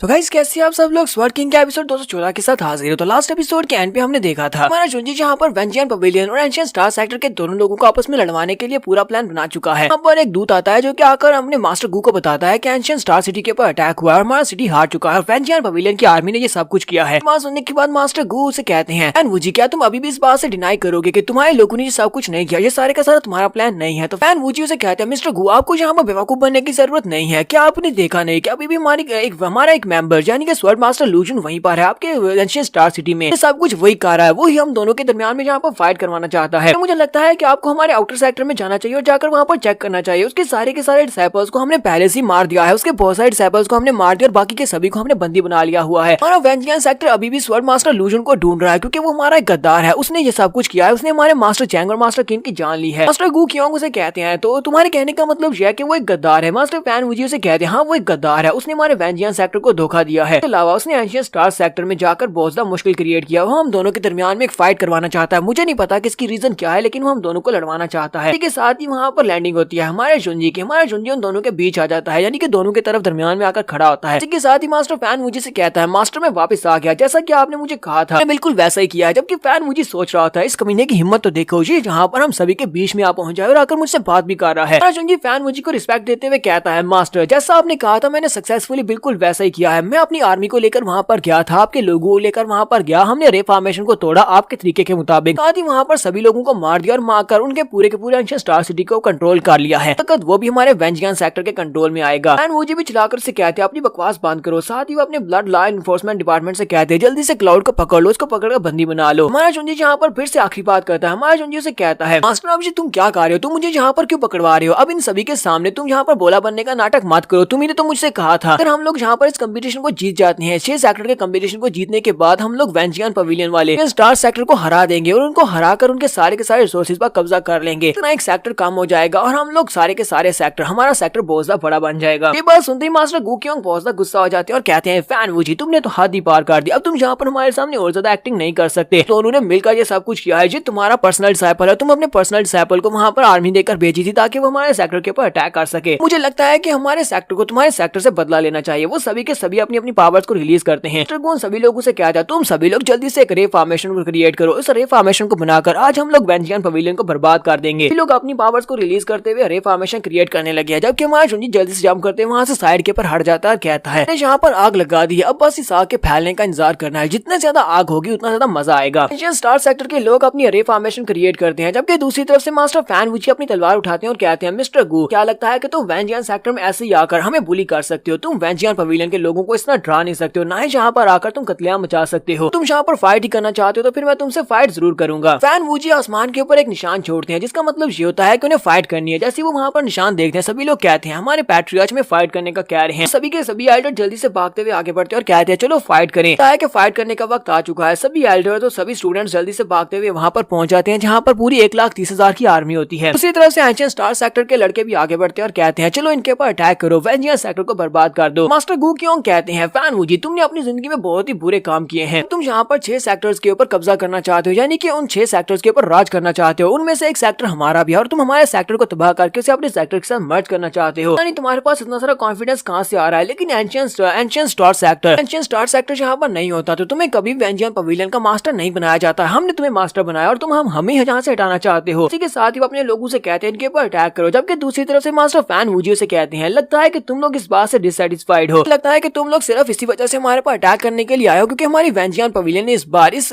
कंपटीशन में पहली पोजीशन को जीत लिया और तुमसे ये बात हजम नहीं हो रही। मास्टर गुकियोंग जब फैन जी के ऊपर अटैक करते हैं तो फैन वूजी जख्मी होकर पीछे की तरफ गिर जाता है, उसके मुंह से ब्लड निकल रहा था। वो उसे कहता है मिस्टर गु, मैं जहाँ पर तुम्हारे साथ फाइट तो स्टार्ट नहीं करना चाहता था, लेकिन अब जबकि तुमने जहाँ पर शुरुआत कर दी है, तुम बहुत ही बुरी तरह से मरना चाहते हो तो फिर ठीक है, मुझे भी यहाँ पर तुम्हारा साथ देना पड़ेगा। वेंजियन पवेलियन पीछे नहीं हटेगा, हम लोग भी यहाँ पर फाइट करेंगे और तुम्हें मुंह तोड़ जवाब देंगे। जल्दी से ऊपर हवा में चले जाते हैं और अपनी पावर्स को रिलीज करते हुए वहाँ पर एक बड़ी सी तलवार बना लेते हैं। वो सारी तलवार एनर्जी से बनी होती है। वेंजियन पवेलियन की एक एंशिएंट स्वर्ड होती है जिसकी एनर्जी बहुत ज्यादा होती है। मास्टर गुकियोंग कहते हैं ये क्या, ये तो इनके एक लेजेंडरी एंशिएंट स्वर्ड है, अगर इसने यहाँ पर इसको यूज किया तो फिर तो हमारी छुट्टी हो जाएगी। जुंजी भी सोच रहा होता है तो फाइनली यहाँ पर फैन वूजी ने अपने ट्रम्प कार्ड को निकाल लिया है, इसका सीक्रेट वेपन है। हमारे जुंजी को वहाँ पर महसूस होता है कि उसकी जो डार्क स्वर्ड की जाऊ होती है वो वहाँ से बाहर निकलती है। वो जुंजी से कहती है कोई एंशिएंट स्वर्ड नहीं है बल्कि ये एंशिएंट स्वर्ड का बचा कुचा रेजिडुअल ऑरा है। इस एंशिएंट स्वर्ड को पहले हराया है, जो होली स्वर्ड तुम्हारे पास थी उसको मैंने पहले हरा दिया था। तो मतलब यह है कि मैं इसके साथ आसानी से फाइट कर सकती हूँ। अगर ये वहाँ पर इस फाइट को जीत जाता है तो उसके बाद अगर तुमसे इसकी फाइट होती है तो मैं इसको हरा दूंगी। जुंजी से कहता है ये तो बहुत ही अच्छी बात है, मैं तो इस टाइम का बहुत ही लंबे वक्त से इंतजार कर रहा था। जबकि वेंजियन सेक्टर और एंशिएंट स्टार सेक्टर यहाँ पर फाइट करने वाले हैं। जितना ज्यादा हार्डर तो एक दूसरे से फाइट करेंगे, जितने ज्यादा लोग मरेंगे इतना ज्यादा अच्छी बात होगी। जुंजी कहता है लगता है कि मेरे लोग भी यहाँ पर बहुत ही जल्दी पहुंचने वाले हैं, लेकिन उससे पहले यहाँ पर एक तरफ की आर्मी को तो हारना पड़ेगा ताकि हम लोग दूसरे को हरा सके। मास्टर फैन वूजी अपनी बड़ी सी एंशिएंट स्वर्ड के स्वर्ड इंडेंट को रिलीज करते हैं तो वो सभी लोग कहते हैं चलो जल्दी से यहाँ पर रेडी हो जाओ। सभी लोगों को यहाँ पर एक रे फॉर्मेशन बनानी होगी ताकि हम लोग इसके अटैक को ब्लॉक कर सके। तो वो सभी लोग वहाँ पर मिलकर एक रे फॉर्मेशन क्रिएट करते हैं। मास्टर फैन वूजी अपनी बड़ी सी एनर्जी के स्वर्ड के साथ उनके ऊपर अटैक करते हैं तो वो अपनी रे फॉर्मेशन को बनाकर नीचे खड़े होते हैं। जब तलवार उनके ऊपर पड़ती है तो सभी के सभी पीछे की तरफ गिर जाते हैं क्योंकि वो तलवार बहुत ज्यादा पावरफुल होती है और उनके रे फॉर्मेशन बड़ी आसानी से टूट जाती है। तो गुकियोंग साइड के ऊपर देखते हैं उनके सभी के सभी लोग मर चुके होते हैं। वो कहते हैं ऐसा कैसे हो सकता है, हमारी रे फॉर्मेशन कैसे टूट सकती है, बाकी में इसकी होली स्वर्ड इतनी ज्यादा पावरफुल है। तो मास्टर फैन वूजी वहाँ पर नीचे उतर आते हैं। मास्टर गुकियोंग से कहते हैं यहाँ पर जितने भी लोग मरे हैं ये सारे के सारे तुम्हारी बेवकूफी की वजह से मरे हैं। यहाँ पर जो बेवकूफी वाला फैसला किया था हमारे पर अटैक करने का, ये सब कुछ उसका नतीजा है। अब तुम यहाँ पर मेरे पर इल्जाम नहीं दे सकते। मास्टर गुकियोंग वहीं पर गिर जाते हैं जबकि फैन वूजी पीछे की तरफ मुड़ जाता है। मास्टर गुकियोंग कहते हैं यहाँ पर इस पावरफुल अटैक को यूज करने की वजह से स्पिरिचुअल डिसऑर्डर हो चुका है। इसका मतलब यह है कि ये फिलहाल अपनी पावर को यूज नहीं कर पाएगा। मेरे पास फिलहाल एक बहुत ही अच्छा मौका है इसके ऊपर अटैक करने का। मास्टर गुकियोंग अपनी तलवार लेते हैं और उसकी बॉडी के अंदर दंसा देते हैं। मास्टर फैन वूजी बहुत ज्यादा जख्मी हो जाता है तो वो अपनी तलवार को बाहर निकालते हैं और उससे कहते हैं फैन वूजी अपनी जिंदगी में बहुत ही बुरे काम किए हैं, अब तुम यहाँ पर हमारे 6 सेक्टर्स के ऊपर कब्जा करना चाहते थे, अब तुम्हें यहाँ पर वही मिला है जो तुम्हें मिलना चाहिए था। कि मास्टर फैन वूजी भी इस बात से काफी ज्यादा गुस्सा होते हैं। वो अपनी तलवार निकालते और पीछे की तरफ घूमते हुए उसके ऊपर अटैक करते हैं। उसकी चेस्ट के ऊपर एक बड़ा सा कट लगाते हैं। वो उसे कहते हैं तुम कुछ ज्यादा ही बोलते हो। इसी के साथ ही वो वहीं पर नीचे गिर जाते हैं। मास्टर फैन वूजी ने यहाँ पर गुकियोंग को मार दिया। उसको मारने के बाद कहता है जबकि तुम सभी लोग यहाँ पर बार बार एक ही बात खा रहे हो कि ये सब कुछ मैंने किया है, तुम्हें लगता है कि मैं 6 सेक्टर्स के ऊपर कब्जा करके उसके ऊपर राज करना चाहता हूँ, जबकि यहाँ पर ये सब कुछ हो ही चुका है। मैंने तुम में से एक को मार दिया, बाकी सभी को मार कर भी मैं बिल्कुल ऐसा ही करूंगा जैसा तुमने कहा है। मैं जब यहाँ पर 6 सेक्टर्स के ऊपर राज करूंगा तो उसके लिए सबसे पहले मुझे यहाँ पर एक काम करना पड़ेगा। उसके लिए मैं सबसे पहले तुम्हारे पूरे के पूरे एंशिएंट स्टार सेक्टर के सभी लोगों की बलि दूंगा। मेरा सबसे बड़ा सैक्रिफाइस होने वाला है पावर को हासिल करने के लिए। फिर से अपनी बड़ी सी तलवार को ऊपर उठाता है और एनर्जी के साथ एक बड़ी सी तलवार बना लेता है। वो सभी लोग बहुत तक घबरा जाते हैं। मास्टर गु अपने लोगों से कहते हैं जल्दी से जल्दी यहाँ से निकलना होगा, वेंजियन पवेलियन को छोड़कर निकल चलो, हमें अपने सेक्टर में वापस जाना होगा। फैन वूजी से कहता है मिस्टर गु तुम्हें क्या लगता है कि तुम यहाँ से जा सकते हो, तुम सभी लोग यहाँ पर मरने वाले हो। मास्टर गु भी वहाँ पर अपनी पावर्स को रिलीज करते हुए अपनी मास्टर स्पिरिट को भी रिलीज करते हैं जो कि एक 2 सर वाला स्नेक होती है। वो उसे कहता है मैं यहाँ पर तुम्हें सक्सीड होने नहीं दूंगा, अगर तुम यहाँ पर सक्सीड होती हो तो मेरे बहुत सारे लोग मारे जाएंगे और मैं उन्हें मरने नहीं दूंगा। तरफ से मास्टर गु की मास्टर स्पिरिट आगे बढ़ती है जबकि दूसरी तरफ से मास्टर फैन वूजी अपनी तलवार के साथ उसके ऊपर अटैक करते हैं। वहाँ पर एक जबरदस्त धमाका होता है। उस धमाके के नतीजे में मास्टर गु के पीछे जितने लोग होते हैं वो सारे के सारे डिसाइपल वहीं पर गिरे पड़े होते हैं और सभी के सभी मर जाते हैं। सभी के मरने के बाद दिखाते हैं कि मास्टर गु ग्राउंड के ऊपर पड़े होते हैं और फैन वूजी की तलवार उसकी चेस्ट के अंदर दंसी होती है। फैन वूजी उसकी बॉडी से अपनी तलवार को बाहर निकालता है, अपने मुंह के ऊपर से ब्लड को साफ करते हुए हंसना शुरू कर देता है। वो अपनी तलवार उठाता और कहता है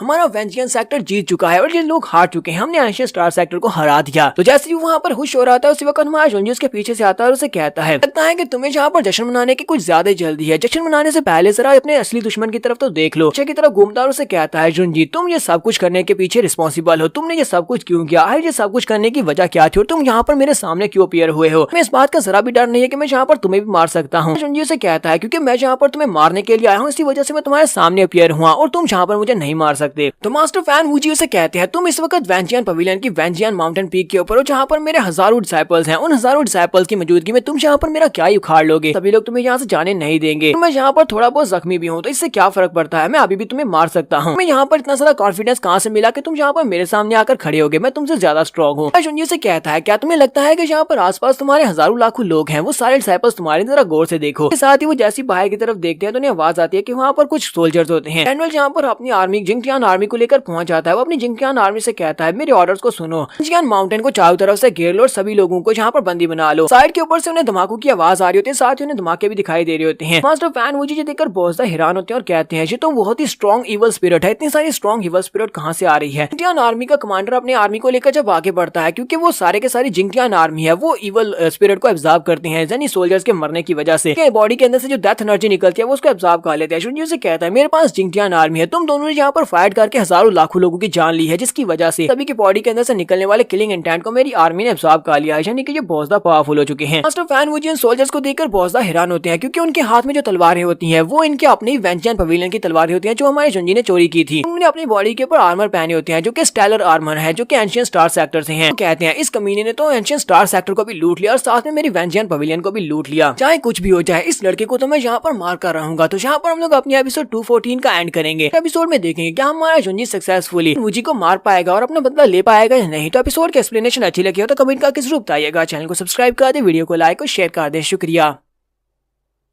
तो गाइस कैसे हैं आप सब लोग, स्वर्ड किंग के एपिसोड 215 के साथ हाजिर हो। तो लास्ट एपिसोड के एंड पे हमने देखा था वेंजियन पवेलियन का फैन वूजी हार चुका है। पैट्रियार्च के हारने के बाद हमारा जुंजी उसके सामने खड़ा होता है। तो कहता है कि तुम्हें लगता है कि अभी जहाँ पर तुम्हारे लोग हैं, तुम्हारे लोग खत्म हो चुके हैं, यहाँ पर मेरी आर्मी है। साइड के ऊपर से आवाज आती है कि बहुत सारे आर्मी सोल्जर्स वहाँ पर आ रहे होते हैं। वूजी को भी समझ आ जाती है कि अब वो यहाँ पर हार चुका है। मास्टर लिन वहाँ पर आते हैं और उसे कहते हैं जुंजी जैसा कि तुमने हमसे कहा था बिल्कुल वैसे ही हमने किया है, हमने पूरी की पूरी स्पेस को सील कर दिया है। वेंजियन पवेलियन की पूरी स्पेस सील हो चुकी है। इसके अलावा मास्टर मो इस वक्त बाहर है। पवेलियन से जो भी स्पेस को तोड़कर बाहर निकलने की कोशिश करेगा वो उन सभी को पकड़कर मार डालेंगे, इसलिए कोई भी यहाँ से बाहर नहीं जा सकता। तो फैन वूजी उसे देखते ही बहुत ज्यादा हैरान होता है और कहता है तुम तो वही ओल्ड मास्टर हो जिसने उस दिन मेरे पर अटैक किया था एंशियंट स्टार सेक्टर में। तुम्ही ने मेरे पर अटैक किया था और तुम्ही ने मुझे बताया था कि हमारा सेक्टर बर्बाद हो चुका है। तुमने तो कहा था कि तुम एक लोन कल्टिवेटर हो। जुंजी से कहता है तो इसका मतलब यह है कि ये सब कुछ तुम्हारे प्लान का हिस्सा था। वो जुंजी से कहता है तुमने शुरुआत से सारे का सारा प्लान बनाया हुआ था। मैं जुंजी से कहता है ये सब कुछ तुम्हारी अपनी करनी है जो अब तुम्हारे सामने आ रही है। तुमने जिंदगी में बहुत ही बुरे काम किए हैं, वो सारे के सारे बुरे कामों का तुम्हें हमेशा भुगतना पड़ेगा। जुंजी भी अपनी पावर्स को रिलीज करता है और उसे कहता है फैन वूजी आज मैं यहाँ पर तुम्हें अपने हाथों से मारने वाला हूँ। अपनी ब्लैक स्वॉर्ड को यूज कर रहा था। तो फैन वूजी उसे कहता है तुम्हें क्या लगता है कि तुम मुझे मार सकते हो। जुंजी जब उसके ऊपर अपनी एनर्जी के साथ अटैक करता है तो फैन वूजी अपनी तलवार के साथ उसके अटैक को ब्लॉक नहीं कर पाता। वो कहता है ऐसा कैसे हो सकता है, तुम्हारी तलवार इतनी पावरफुल कैसे हो सकती है। पास होली स्वॉर्ड है, होली लाइट स्वॉर्ड, एक एंशिएंट लेजेंडरी स्वॉर्ड है, इसकी मदद से मैं तुम्हें हरा सकता हूँ। अपनी तलवार को ऊपर की तरफ उठाता है, अपनी पावर्स को रिलीज करता है और कहता है ये बात तो ठीक है कि पहले वाली बैटल से मेरी पावर्स काफी ज्यादा एग्जॉस्टेड हो चुकी हैं, लेकिन मेरे पास अभी मेरा ट्रम्प कार्ड है। मेरे पास ये एंशिएंट स्वॉर्ड है जो कि इस लाइट ऑरोरा को यूज कर रही है। मास्टर लिन भी हमारे जुंजी से कहते हैं जुंजी तुम्हें बहुत ज्यादा एहतियात करना होगी, क्योंकि यहाँ पर ये सीक्रेट मेथड को यूज करते हुए फोर्सफुली अपनी स्पिरिचुअल पावर को दोबारा से रिगेन करने की कोशिश कर रहा है। तलवार जो इसके पास है ये एक लेजेंडरी स्वॉर्ड है। तो हमारे जुंजी उनसे कहता है आपको बिल्कुल परेशान होने की जरूरत नहीं है, मुझे पहले से अंदाजा था कि ये यहाँ पर स्किल को यूज करेगा। मुझे पता है कि ये यहाँ पर फोर्सफुली लेजेंडरी एंशिएंट स्वॉर्ड यानी कि होली स्वॉर्ड की कॉपी करने की कोशिश कर रहा है। अपनी ब्लड को बर्न कर रहा है, अपनी ब्लड एसेंस को बर्न करके यहाँ पर इस लाइट स्वॉर्ड को यूज करना चाह रहा है, लेकिन ऐसा बिल्कुल भी नहीं हो सकता। जुंजी से कहता है लगता है कि तुम एक बहुत ही इंपॉर्टेंट बात को भूल रहे हो, तुम्हें इस बारे में बिल्कुल भी अंदाजा नहीं है कि मेरे पास जो ब्लैक होल स्वॉर्ड है इसने तुम्हारी इस एंशिएंट होली स्वॉर्ड को 1000 साल पहले हरा दिया था। 1000 साल पहले इसको हरा दिया था। अगर ये रियल वाली तलवार को हरा सकती है तो अगर तुम यहाँ पर एक फेक तलवार भी बना लो तो अभी तुम इसके साथ इसको नहीं हरा पाओगे। तो ये बात सुनने के बाद तो मास्टर फैन मुझे गुस्सा आ जाते हैं, चलाकर आगे बढ़ते हैं, अपनी तलवार को सामने करते हुए अटैक करते हैं, जबकि हमारा जुंजी अपनी ब्लैक होल स्वॉर्ड के साथ अपनी तलवार को यूज करते हुए वहाँ पर एक ब्लैक होल क्रिएट करता है। देखकर तो मास्टर फैन मुझे बहुत ज्यादा हैरान हो जाते हैं और कहते हैं ऐसा कैसे हो सकता है,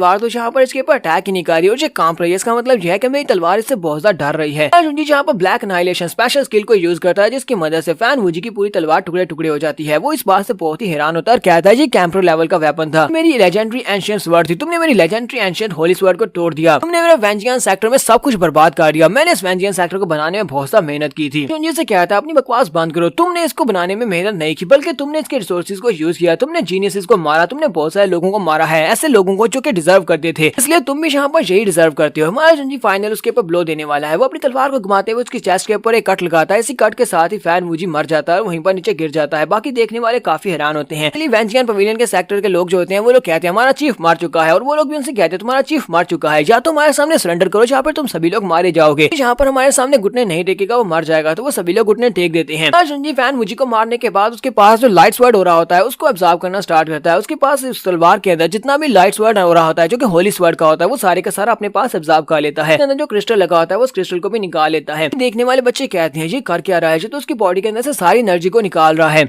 मास्टर लिन कहते हैं लगता है कि इसकी तलवार ने अपने नए मास्टर को चूज कर लिया है, तो आज के बाद से लिंजू इसका नया मास्टर है, जुंजी इसका नया मास्टर है। कहते हैं अब इस बात का क्या मतलब है। ग्रैंड मास्टर फैन वूजी के पास जो एंशिएंट स्वॉर्ड ओरा था, उस एंशिएंट स्वॉर्ड ओरा की मदद से पूरे के पूरे वेंजियन पवेलियन को पावर मिलती है। इस एंशिएंट स्वॉर्ड ओरा ने स्वॉर्ड मास्टर लू जुन को अपना मास्टर चूज कर लिया है। तो इस बात का क्या मतलब है। इस बात का मतलब यह है कि वो सभी के सभी लोग उसके सामने अपने घुटने टेक देते हैं और कहते हैं आज से तुम हमारे नए ग्रैंड मास्टर हो, तुम हमारे वेंजियन पवेलियन के नए चीफ हो। जुंजी को वहां से जितनी भी पावर मिली है वो सारे का सारा लाइट इंटेंट। हमारा जुंजी कहता है मैं इस लाइट इंटेंट को यूज करते हुए अपनी ब्लैक स्वॉर्ड के अंदर जितनी भी ब्लैक इरोजन है उस सारी के लेवल इरोजन को मिटा सकता हूँ, इसकी माइंड कंट्रोलिंग से अपने आप को आजाद करवा सकता हूँ। मेरे पास जो ब्लैक स्वॉर्ड है वो पहले से भी ज्यादा लालची होती जा रही है और मेरे दिमाग के ऊपर ज्यादा से ज्यादा कंट्रोल करना चाहती है। हमारा जुंजी वहां से नीचे उतरता है और अपनी आर्मी के जनरल से कहता है जनरल जाओ जाकर जहाँ पर जितने लोग मरे हैं उन सभी की कैजुअलिटीज को काउंट करके आओ, अपने लोग कितने मरे हैं उनके बारे में बताओ, जहाँ पर कितने लोग मरे हैं उन सभी के बारे में बताओ। वो उसे वहाँ पर बताना स्टार्ट करता है और उससे कहता है तो जनरल उसे बताना स्टार्ट करता है। उससे कहता है इस बैटल के बाद हम लोगों ने जहाँ पर फैन वूजी को मार दिया, फैन वूजी के साथ साथ जहाँ पर 18 स्वॉर्ड मास्टर थे वो सारे मार चुके हैं, उनमें से 4 पावरफुल मास्टर्स वो यहाँ से गायब है, उनके बारे में कुछ भी नहीं पता क्योंकि हमें उनकी बॉडीज नहीं मिल सकी। और बहुत सारे लोग हैं जो मरे हैं, हमारी तरफ से भी काफी सारे लोगों की मौत हुई और इनकी तरफ से तो बहुत सारे लोग मरे हैं, उन सभी को काउंट करना काफी मुश्किल है, हमें थोड़ा वक्त चाहिए होगा, मैं काउंट करने के बाद आपको सारी डिटेल्स बता दूंगा। जुंजी से कहता है अच्छा ठीक है तुम्हारा बहुत बहुत शुक्रिया और तुम्हें 4 मास्टर्स के बारे में फिक्र करने की जरूरत नहीं क्योंकि 4 मास्टर्स हमारे साथ हैं। उनसे कहता है इस बात का क्या मतलब है, वो तो जहाँ पर नहीं है। इसी के साथ ही मैं जुंजी स्पेस को ऑन करता है तो स्पेस के अंदर से वो चारों मास्टर्स बाहर निकलते हैं। इनमें मास्टर जानबो, मास्टर लॉन्गलिन और मास्टर किंग जियान और साथ साथ मास्टर टैंग होते हैं। ये चारों वहाँ स्पेस के अंदर से बाहर निकलते हैं। वो ऐसे कहते हैं ये तुमने क्या किया, तुमने हमें स्पेस के अंदर क्यों सील कर दिया था, तुमने हमें बैरियर के अंदर क्यों सील किया था, तुमने हमें जहाँ पर फाइट क्यों नहीं करने दी। तो हमारा जुंजी से कहता है मुझे आप सभी के कैरेक्टर के बारे में अच्छी तरह से पता है, मुझे पता है कि आप मेरे स्टूडेंट्स को वहाँ पर मरने नहीं देते और आप यहाँ पर फैन वूजी के खिलाफ फाइट करते हैं जिसकी वजह से वो आपको भी मार डालता है और जहाँ पर आप अपनी जान को भी दांव पर लगा देते। मास्टर किंग जियान से कहते हैं हाँ ये बात तो ठीक है। तो हमारा जुंजी से कहता है मैं यहाँ पर चाहता हूँ कि आप लोग मेरा साथ दें, मैं वेंजियन पवेलियन को दोबारा से बनाऊंगा, क्या आप लोग मेरा साथ देंगे। सभी लोग आपस में डिस्कस करने के बाद उससे कहते हैं ठीक है हम लोग आज के बाद से तुम्हारे ऑर्डर्स को फॉलो करेंगे, तुम हमारे ग्रैंड मास्टर हो। तो जुंजी इस बात से बहुत ज्यादा खुश हो जाता है कि उसने अपने चारों मास्टर्स की जान बचा ली है। उसके बाद हमारा जुंजी साइड के ऊपर देखता है तो अभी भागती हुई आगे बढ़ती है और आकर उसके साथ चिपक जाती है। हमारा जुंजी से कहता है अब तुम्हें क्या हुआ, तुम इतनी खुश नहीं हो। वो से कहती है मैं बहुत ज्यादा खुश हूँ क्योंकि तुम जिंदा हो, तुम्हारे बारे में बहुत ज्यादा परेशान थी क्योंकि तुम एक जंग लड़ रहे थे और इस जंग में कुछ भी हो सकता था। तो उसकी मदर एल्विना और उसके फादर भी वहाँ पर पहुंच जाते हैं। उसकी मदर उसे कहती है बेटा तुमने एक बहुत ही अच्छा काम किया है, तुम वाकई में बहुत ही महान वॉरियर बन चुके हो। जुंजी से कहता है मदर आपका बहुत बहुत शुक्रिया। फिर साथ ही उसे कहता है मदर क्या आप मेरा काम करेंगी। तो आपसे ये पूछना है कि यहाँ पर जितने भी एंशिएंट स्टार सेक्टर के डिसाइपल्स बचे हैं जो जिंदा बच गए हैं उन सभी का क्या करना है, क्या उन्हें भी मार दिया जाए। तो उसकी मॉम उससे कहती है जिन लोगों ने मेरे साथ बुरा किया था वो सारे मर चुके हैं, ये सिर्फ और सिर्फ डिसाइपल्स हैं और डिसाइपल्स तो इनोसेंट होते हैं, इस बारे में कुछ भी नहीं पता, इन सभी को छोड़ दो। जुंजी कहता है चले ये मैं भी ऐसे ही सोच रहा था, मैं भी बिल्कुल सेम सोच रहा था कि इन्हें वापस भेज देना चाहिए। जुंजी कहता है लेकिन इन्हें एंशिएंट स्टार सेक्टर में वापस नहीं भेजा जाएगा, मैं चाहता हूँ इन सभी को यहाँ से निकाल दिया जाए, इन्हें बैटन लैंड की तरफ भेज देते हैं जहाँ पर ये लोग अपनी नई जिंदगी शुरू कर सकते हैं। जुंजी अपनी मॉम से कहता है मॉम मैं चाहता हूँ कि आप एंशिएंट स्टार सेक्टर में जाएं, वहाँ पर बहुत ही स्ट्रॉन्ग स्पिरिचुअल एनर्जी है, लगता है कि वहाँ पर आप अगर कल्टीवेट करेंगी तो आपके लिए बहुत ज्यादा सूटेबल रहेगा। तू आर्मी के एक हिस्सा को अपने साथ लेकर वहाँ पर जाएंगी, वहाँ पर जाकर एंशिएंट स्टार सेक्टर को मेंटेन करना होगा। उसकी मॉम से कहती है हाँ क्यों नहीं, मैं तुम्हारे लिए ये जरूर करूंगी। हमारा जुंजी सोच रहा होता है तो ये बैटल फाइनली खत्म हो चुकी है। साथ ही वो कहता है लेकिन मैं यहाँ पर अपने डिसाइपल्स को क्यों नहीं देख रहा, कियान और उसके साथ साथ लू, किंग जान और प्रिंसेस वो सभी लोग कहाँ पर है, मेरा एक भी डिसाइपल यहाँ पर नहीं है। जुंजी सभी लोगों से कहता है प्लीज मुझे माफ करना, मुझे एक जरूरी काम करने के लिए जाना है, तुम सभी लोग यहाँ पर संभाल लो। जुंजी वहाँ से सीधा अपनी माउंटेन पीक के ऊपर जाता है और माउंटेन पीक वाले घर में जाकर उनको चेक करता है। वो चिल्लाकर उनसे कह रहा होता है मेरी शुई कियान मून तुम लोग कहाँ पर हो। इस मून और उसके साथ कोई भी वहाँ पर नहीं होता। जुंजी को वहाँ पर कोई भी नहीं मिलता। वो काफी हैरान होता है और कहता है यहाँ पर तो मेरे 60 डिसाइपल्स में से एक भी नहीं है। तो अगर निंगली वहाँ पर आता है जख्मी हालत में, वो उसे कहता है मास्टर मास्टर मैं जहाँ पर हूँ। तो माया जुंजी से कहता है निंगली तुम यहाँ पर क्या कर रहे हो, तुम्हारे साथ क्या हुआ, तुम्हारी हालत तो काफी ज्यादा बुरी है। निंगली जहाँ पर एक्टिंग करते हुए से कहता है मास्टर फैन वूची ने हम सभी साथ को वहाँ पर बांध दिया था, को वैन फैंग क्लिफ के अंदर बांध कर रखा हुआ है, हमें टॉर्चर कर रहा था ताकि हम लोग वहाँ पर मर जाएं। बड़ी मुश्किल से अपनी रस्सियों से आजाद होकर यहाँ पर आया हूँ, मैं जल्दी से यहाँ पर आ गया ताकि मैं आपसे मदद ले सकूँ। वो भी बात ही कर रहा था कि माया जुंजी से मुंह पर एक जबरदस्त किक मारता है जिसके साथ वो उड़ता हुआ पीछे गिरता है। उस बेचारे के मुंह से 2-4 दांत भी गिर जाते हैं। कहता है मास्टर जी आप क्या कर रहे हैं। तो माया जुंजी से कहता है तुम एक अच्छे एक्टर बिल्कुल भी नहीं हो और तुम मेरे सामने झूठ बिल्कुल भी नहीं बोल सकते। जबकि निंगली वहाँ पर नीचे गिरने के बाद सोच रहा होता है जी क्या मास्टर ने इस तरह से रिएक्ट क्यों किया। मुझे ये बात बैटल के स्टार्ट होने के बाद ही पता चल गई थी कि फैन वूची मरने वाला है, इसी वजह से अब मुझे सायर को स्विच करना था, इसी वजह से मैं अपने मास्टर के सामने जख्मियों का नाटक कर रहा था। मैंने बाकी के सारे 6 डिसाइपल्स को वापस से वैन फैंग क्लिफ के अंदर जाकर बांध दिया है। मास्टर जब उनको बचाने के लिए जाएंगे तब मैं यहाँ से निकल जाऊंगा। लेकिन ये हो क्या रहा है, मास्टर यहाँ पर कर क्या रहे हैं। ऐसा तो नहीं है कि मास्टर यहाँ पर मुझे टेस्ट करने की कोशिश कर रहे हैं, मुझे फिर से अपनी एक्टिंग को जारी रखना होगा। वो उसे कहता है मास्टर जी मैं आपको बिल्कुल सच बता रहा हूँ, मेरी इंजरीज की तरफ देख नहीं रहे, मेरे ऊपर अटैक हुआ था, बड़ी मुश्किल के साथ बचकर यहाँ पर पहुंचा हूँ। बाकी के सभी लोग इस वक्त वैन फैंग बॉटम में वहाँ पर पिलर्स के साथ बंधे हुए हैं। जुंजी से कहता है तो क्या मरने से पहले यही तुम्हारे आखिरी अल्फाज हैं। साथ ही हमारा जुंजी की बॉडी के अंदर से उसके स्वर्ड इंटेंट को बाहर निकालता है। हमारे जुंजी ने इनके स्वर्ड इंटेंट दिया था, इनको जब डिसाइपल बनाया था उस वक्त उसने अपने स्वर्ड इंटेंट को इनको दिया था जो कि येलो कलर का था। हमारा जुंजी की बॉडी के अंदर से स्वर्ड इंटेंट को निकालता है तो ब्लैक हो चुका होता है। तुम्हारा जुंजी से कहता है तुम एक बहुत ही घटिया इंसान हो, तुमने धोखा दिया है, तुम्हारी बॉडी के अंदर जो स्वर्ड इंटेंट डाला था ये उसी सूरत में ब्लैक हो सकता है जब तुम हमें धोखा दो, तुमने अपने मास्टर को धोखा दिया, इसी वजह से ये कोरोड हो चुका है यानी ब्लैक हो चुका है। ना सिर्फ मुझे धोखा दिया बल्कि तुमने सेक्टर को धोखा दिया। तुम्हारा जुंजी अपनी ब्लैक स्वर्ड को निकालता है जबकि वो आगे से उसे माफिया मांगना शुरू कर देता है और कहता है मास्टर प्लीज मुझे मत मारना, लेकिन हमारा जुंजी उसे नहीं छोड़ता, उसके ऊपर कट लगाता है, उसे मारकर आगे बढ़ जाता है। जुंजी कहता है जो भी अपने दोस्तों को धोखा देता है उसके लिए सिर्फ और सिर्फ एक सजा है और वो मौत है। सीन में वैनजियान माउंटेन की वैन फैंग क्लिफ का दिखाया जाता है। ये सभी के सभी लोग वहाँ पर बंधे होते हैं, इनकी हालत काफी ज्यादा खराब होती है क्योंकि वहाँ पर पॉइजनस गैस होती है। किंगजान वहाँ पर साइड के ऊपर देखती है और कहती है जी क्या जी तुम्हारे मास्टर जुंजी है। तुम्हारा जुंजी यार कहता है कि मैं लेट नहीं और तुम सभी लोग अभी तक जिंदा हो, तो अच्छी बात है। सभी के सभी लोग उसे देखकर बहुत ज्यादा खुश हो जाते हैं और चिल्लाकर एक साथ कहते हैं मास्टर मास्टर आप यहाँ पर आ गए, आप हमें बचाने के लिए आए हैं। कियान कहती है मुझे पता था हमारे मास्टर में कभी भी नहीं छोड़ेंगे, मास्टर में बचाने के लिए जरूर आएंगे। मैं जुंजी से कहता है मैं यहाँ पर तुम्हें किसी से मिलवाना चाहता हूँ। तो उसी वक्त तुम्हारे जुंजी का जाओ ही भागता वहाँ पर आता है और उसे कहता है मास्टर मास्टर आप यहाँ पर हो। यंग मास्टर कह रहा होता है तो इस बात से शुइकियान बहुत ज्यादा हैरान हो जाती है और कहती है इस लड़के को तो मैं पहचानती हूँ, ये तो चू जाओ ही है और जो चू फैमिली से है, लेकिन ये से अपना यंग मास्टर क्यों कह रहा है। यहाँ पर हमारे जुंजी के एक और राज के ऊपर से पर्दा उठने वाला है। शुइकियान को पता चलेगा कि ये उसका वही मंगेतर है जिसको उसने ठुकरा दिया था। तो एपिसोड की एक्सप्लेनेशन अच्छी लगी हो तो कमेंट करके जरूर बताइएगा, चैनल को सब्सक्राइब कर दें, वीडियो को लाइक और शेयर कर दें, शुक्रिया।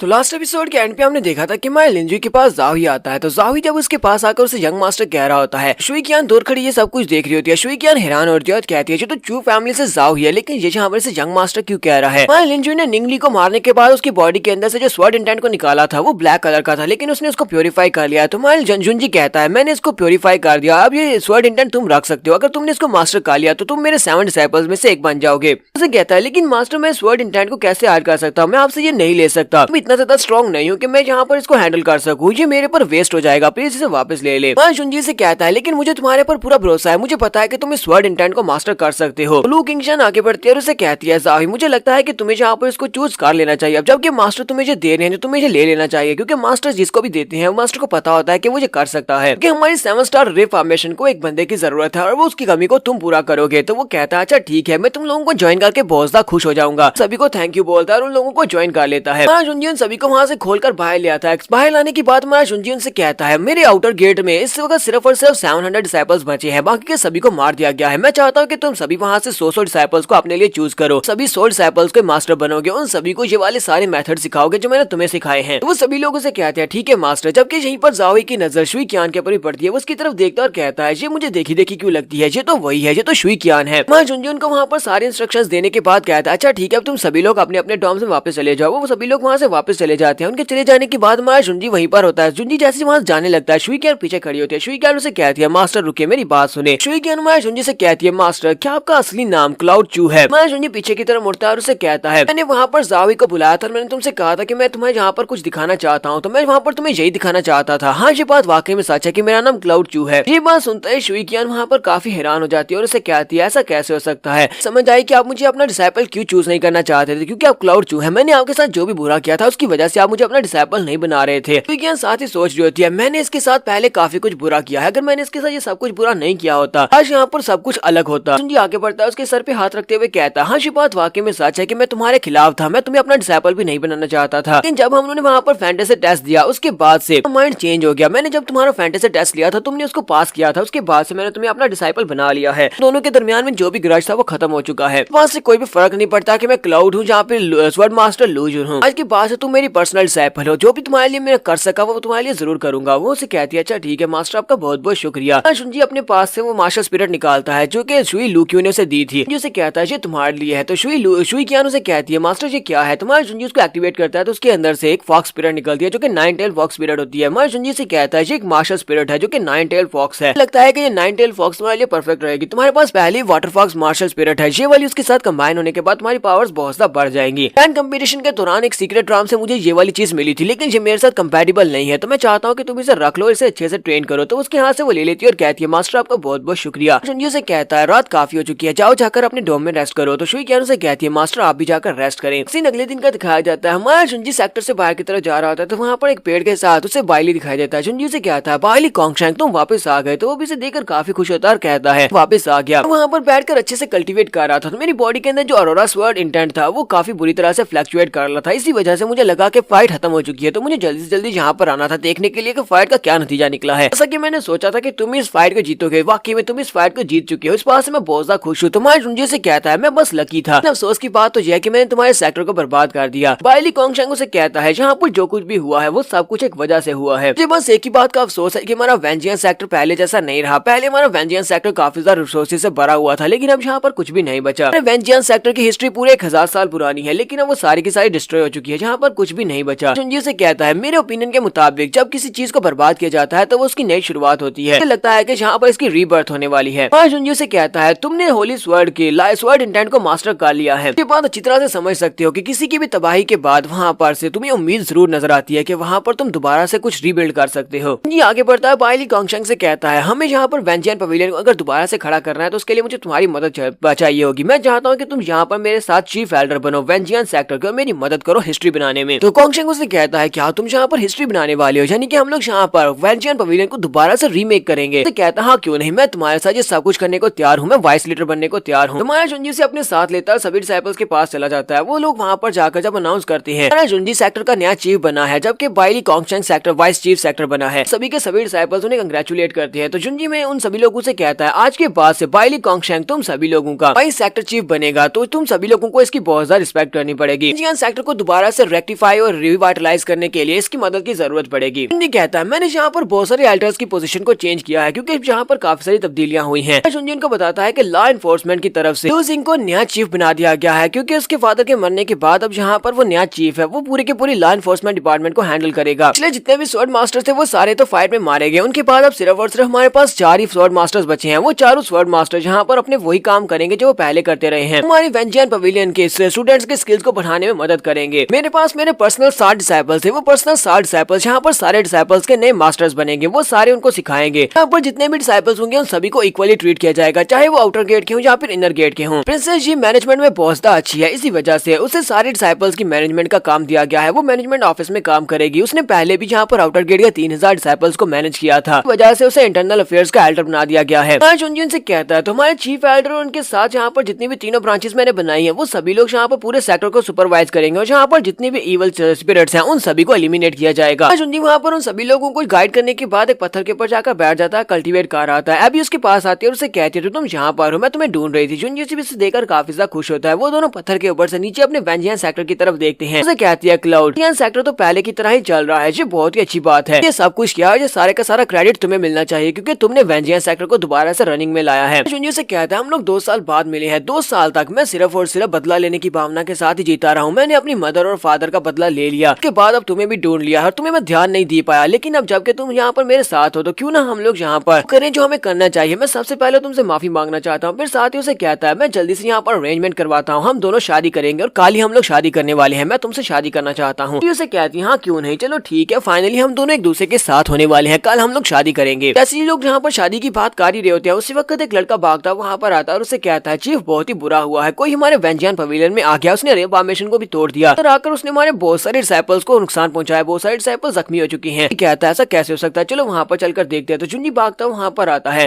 नाइन फ्रॉस्ट पैलेस की जो चीफ होती है वो वहाँ पर आई होती है। वो कहती है तुम सभी लोगों की जान बख्श दूंगी, बस एबी को मेरे साथ भेज दो, यानी कि ल्यूजियांग को मेरे साथ भेज दो और तुम में से कोई भी मरेगा नहीं। इसी वक्त उसके ऊपर अटैक होता है। हमारा जुंजी एक बहुत ही पावरफुल स्ट्राइक उसके ऊपर लगाता है, तो वो जल्दी से जंप करते पीछे की तरफ हटती है और कहती है कौन है जहाँ पर। तुम्हारा जुंजी उसे कहता है तुम यहाँ पर ऐसा कुछ भी नहीं कर सकती, वेंचियन पवेलियन अब मेरे कंट्रोल में है और तुम यहाँ पर ऐसे आकर नहीं कर सकती। एबी उसे देखती पहचान लेती है और कहती है मास्टर मास्टर आप यहाँ पर क्या कर रही हो। जुंजी समझ जाता है कि ये नाइन फ्रॉस्ट पैलेस की मास्टर है, लेकिन ये यहाँ पर इसको लेने के लिए आई है। जुंजी उसे कहता है चाहे कुछ भी हो जाए तुम मेरी एबी को यहाँ से लेकर नहीं जा सकती। तो उसी वक्त वो भी सामने की तरफ से अपनी आइस को यूज करते हुए जुंजी के ऊपर अटैक करती है और जुंजी अपनी तलवार को घुमाते हुए सामने की तरफ स्ट्राइक लगाता है। नाइन फ्रॉस्ट पैलेस की जो मास्टर होती है उसका नाम सैली जी होता है, तो वो एबी की मास्टर भी है। तो वो कहती है अच्छा तो तुम वो लड़की हो जिसने इसकी बॉडी के अंदर जो सोल कंट्रोलिंग जेड था उसके कंट्रोल को खत्म किया है। देखकर लगता है कि तुम काफी ज्यादा स्ट्रॉन्ग हो, लेकिन अफसोस की बात तो यह है कि तुम मुझे रोक नहीं पाओगे। तुम्हारा जुंजी फिर से उसके ऊपर स्ट्राइक्स लगाता है, तो वो स्ट्राइक को फेस कर रही होती है। स्ट्राइक को फेस करते हुए उसके मुंह से ब्लड निकल आता है और उसे कहती है लगता है कि मुझे भी यहाँ पर सीरियस होना पड़ेगा। और वो अपनी कैप उतार देती है और कहती है अब मैं यहाँ पर सीरियस होने वाली हूँ। जैसे वो वहाँ पर खड़ी होकर अपनी पावर्स को रिलीज कर दिया तो उसका प्रेशर बहुत ज्यादा होता है। जुंजी के स्टूडेंट्स भागते हुए आगे बढ़ते हैं और कहते हैं मास्टर प्लीज बचो, वो तुम्हारे पर अटैक करने वाली है। जैसे वो आगे बढ़ होते हैं उसी वक्त वो वहीं पर फ्रीज हो जाते हैं। जुंजी भी इस बात से बहुत ज्यादा हैरान हो जाता है और कहता है ये पावर तो बहुत ज्यादा है, इसका मतलब ये है कि ये मार्शल एम्परर राम में है। जुंजी भी इस बात से बहुत ज्यादा हैरान होता है क्योंकि वो वाकई में मार्शल एम्परर राम की एक एक्सपर्ट होती है। जुंजी फिलहाल सिर्फ जिन और जैंग राम का एक्सपर्ट है, इसे निर्वाणा राम को पार करना है और उसके बाद एम्परर राम आता है। ल्यूजियांग भागती हुई अपने मास्टर के सामने झुक जाती है और कहती है मास्टर मास्टर प्लीज मुझे अपने साथ ले जाए, लेकिन जुंजी को कुछ भी मत करना, मैं तुम्हारे साथ जाने को तैयार हूँ। जबकि हमारा जुंजी फिर से उसको हाथ पकड़ता है और उसे कहता है अभी प्लीज ऐसा मत करो, तुम इसके साथ नहीं जा सकती। ल्यूजियांग उसे कहती है नहीं मैं तुम्हारे साथ नहीं रुक सकती, मुझे उसके साथ जाना पड़ेगा। अगर तुम मैं उसके साथ नहीं गई तो वो तुम्हें मार डालेगी और तुम उसको हरा नहीं सकते। ल्यूजियांग फिर से यहाँ पर अपनी मर्जी से चल पड़ती है। पिछली बार भी ये अपनी मर्जी से उसके साथ चली गई थी क्योंकि वो जुंजी को बचाना चाहती है। बिल्कुल वैसे ही यहाँ पर फिर से वही सीन हो रहा है। सैली जी एबी को अपने साथ लेती है और उसे कहती है बकवास बंद करो कमीनी कहेंगे, चलो चुपचाप मेरे साथ चलो। तुमने अपनी बॉडी के ऊपर जो सोल कंट्रोलिंग स्पेल था उसको तोड़ दिया है, तुमने ये सब कुछ किया, अब इसकी सजा तो तुम्हें मिलेगी, अब तुम्हें मैं इसकी सजा दूंगी। वो उसे अपने साथ लेकर वहाँ से जाने लगी है, जबकि अभी वहाँ पर चला रही है और उसे कहती है पुल आउट प्लीज मुझे माफ कर देना, मुझे नहीं लगता कि हम दोनों की किस्मत में एक दूसरे के साथ होना लिखा हुआ है। जबकि हमारा जुंजी वहीं पर खड़े खड़े अपनी पावर्स को रिलीज करता है तो बर्फ टूट जाती है और इसी के साथ उसकी बॉडी के अंदर से बहुत सारी इवल एनर्जी निकलती है। जुंजी के अंदर से जो इवल एनर्जी निकलती है उसके साथ उसके जो स्टूडेंट्स होते हैं उनके इर्द गिर्द जो आइस क्रिस्टल्स होते हैं वो भी टूट जाते हैं। वो सभी लोग बहुत ज्यादा हैरान होते हैं कि मास्टर की बॉडी से इतनी पावरफुल एनर्जी कैसे निकल रही है। इसके साथ ही वो सभी लोग भागते हुए मास्टर की तरफ आगे बढ़ते हैं क्योंकि उसका मास्टर वहीं पर बेहोश हो जाता है। तो वो सभी लोग जाकर मास्टर को उठाते हैं और वापस रूम के अंदर ले आते हैं। कुछ दिनों के बाद का सीन दिखाते हैं। हमारा जुंजी अपनी रीइंकार्नेशन स्टोन के अंदर बैठकर कल्टीवेट कर रहा होता है। जुंजी वहाँ पर बैठकर अपनी इवल एनर्जी को सप्रेस करने की कोशिश कर रहा था। हमारा जुंजी कहता है वो औरत ल्यूजियांग को अपने साथ लेकर गई, उसी वक्त मेरी बॉडी के अंदर से बहुत सारी इवल स्पिरिट निकली थी, मैं उसको कंट्रोल नहीं कर पाया। वहीं पर बैठे बैठे उसे फिर से वही मोमेंट याद आते हैं जब हमारा जुंजी अपनी ल्यूजियांग से कह रहा था आज के बाद से हम दोनों एक हो जाएंगे और कल हम लोग शादी करेंगे। फिर उसे याद आता है कि कैसे सैली जी उसे अपने साथ लेकर वहाँ से चली गई है। हमारा जुंजी सब कुछ याद करता है। फिर से उसकी बॉडी के अंदर से वो ब्लैक स्वॉर्ड बाहर निकल आती है और उसके अंदर से बहुत सारी इवल स्पिरिट रिलीज होती है। जुंजी कहता है लगता है कि मेरी बॉडी के ऊपर अब मेरा कंट्रोल नहीं रहा, ये इवल स्पिरिट मेरे ऊपर कंट्रोल करने वाली है। अब हम लोग अपनी एपिसोड 216 का एंड करेंगे और नेक्स्ट एपिसोड में देखेंगे क्या हमारा जुंजी अपनी ल्यूजियांग को वहाँ से वापस जाकर ले आएगा। हमारा जुंजी अभी बहुत ज्यादा कमजोर है जबकि सैली जी एम्परर राम की एक एक्सपर्ट बन चुकी है। एपिसोड की एक्सप्लेनेशन अच्छी लगी हो तो कमेंट करके जरूर बताइएगा। चैनल को सब्सक्राइब कर दे, वीडियो को लाइक और शेयर कर दे। शुक्रिया।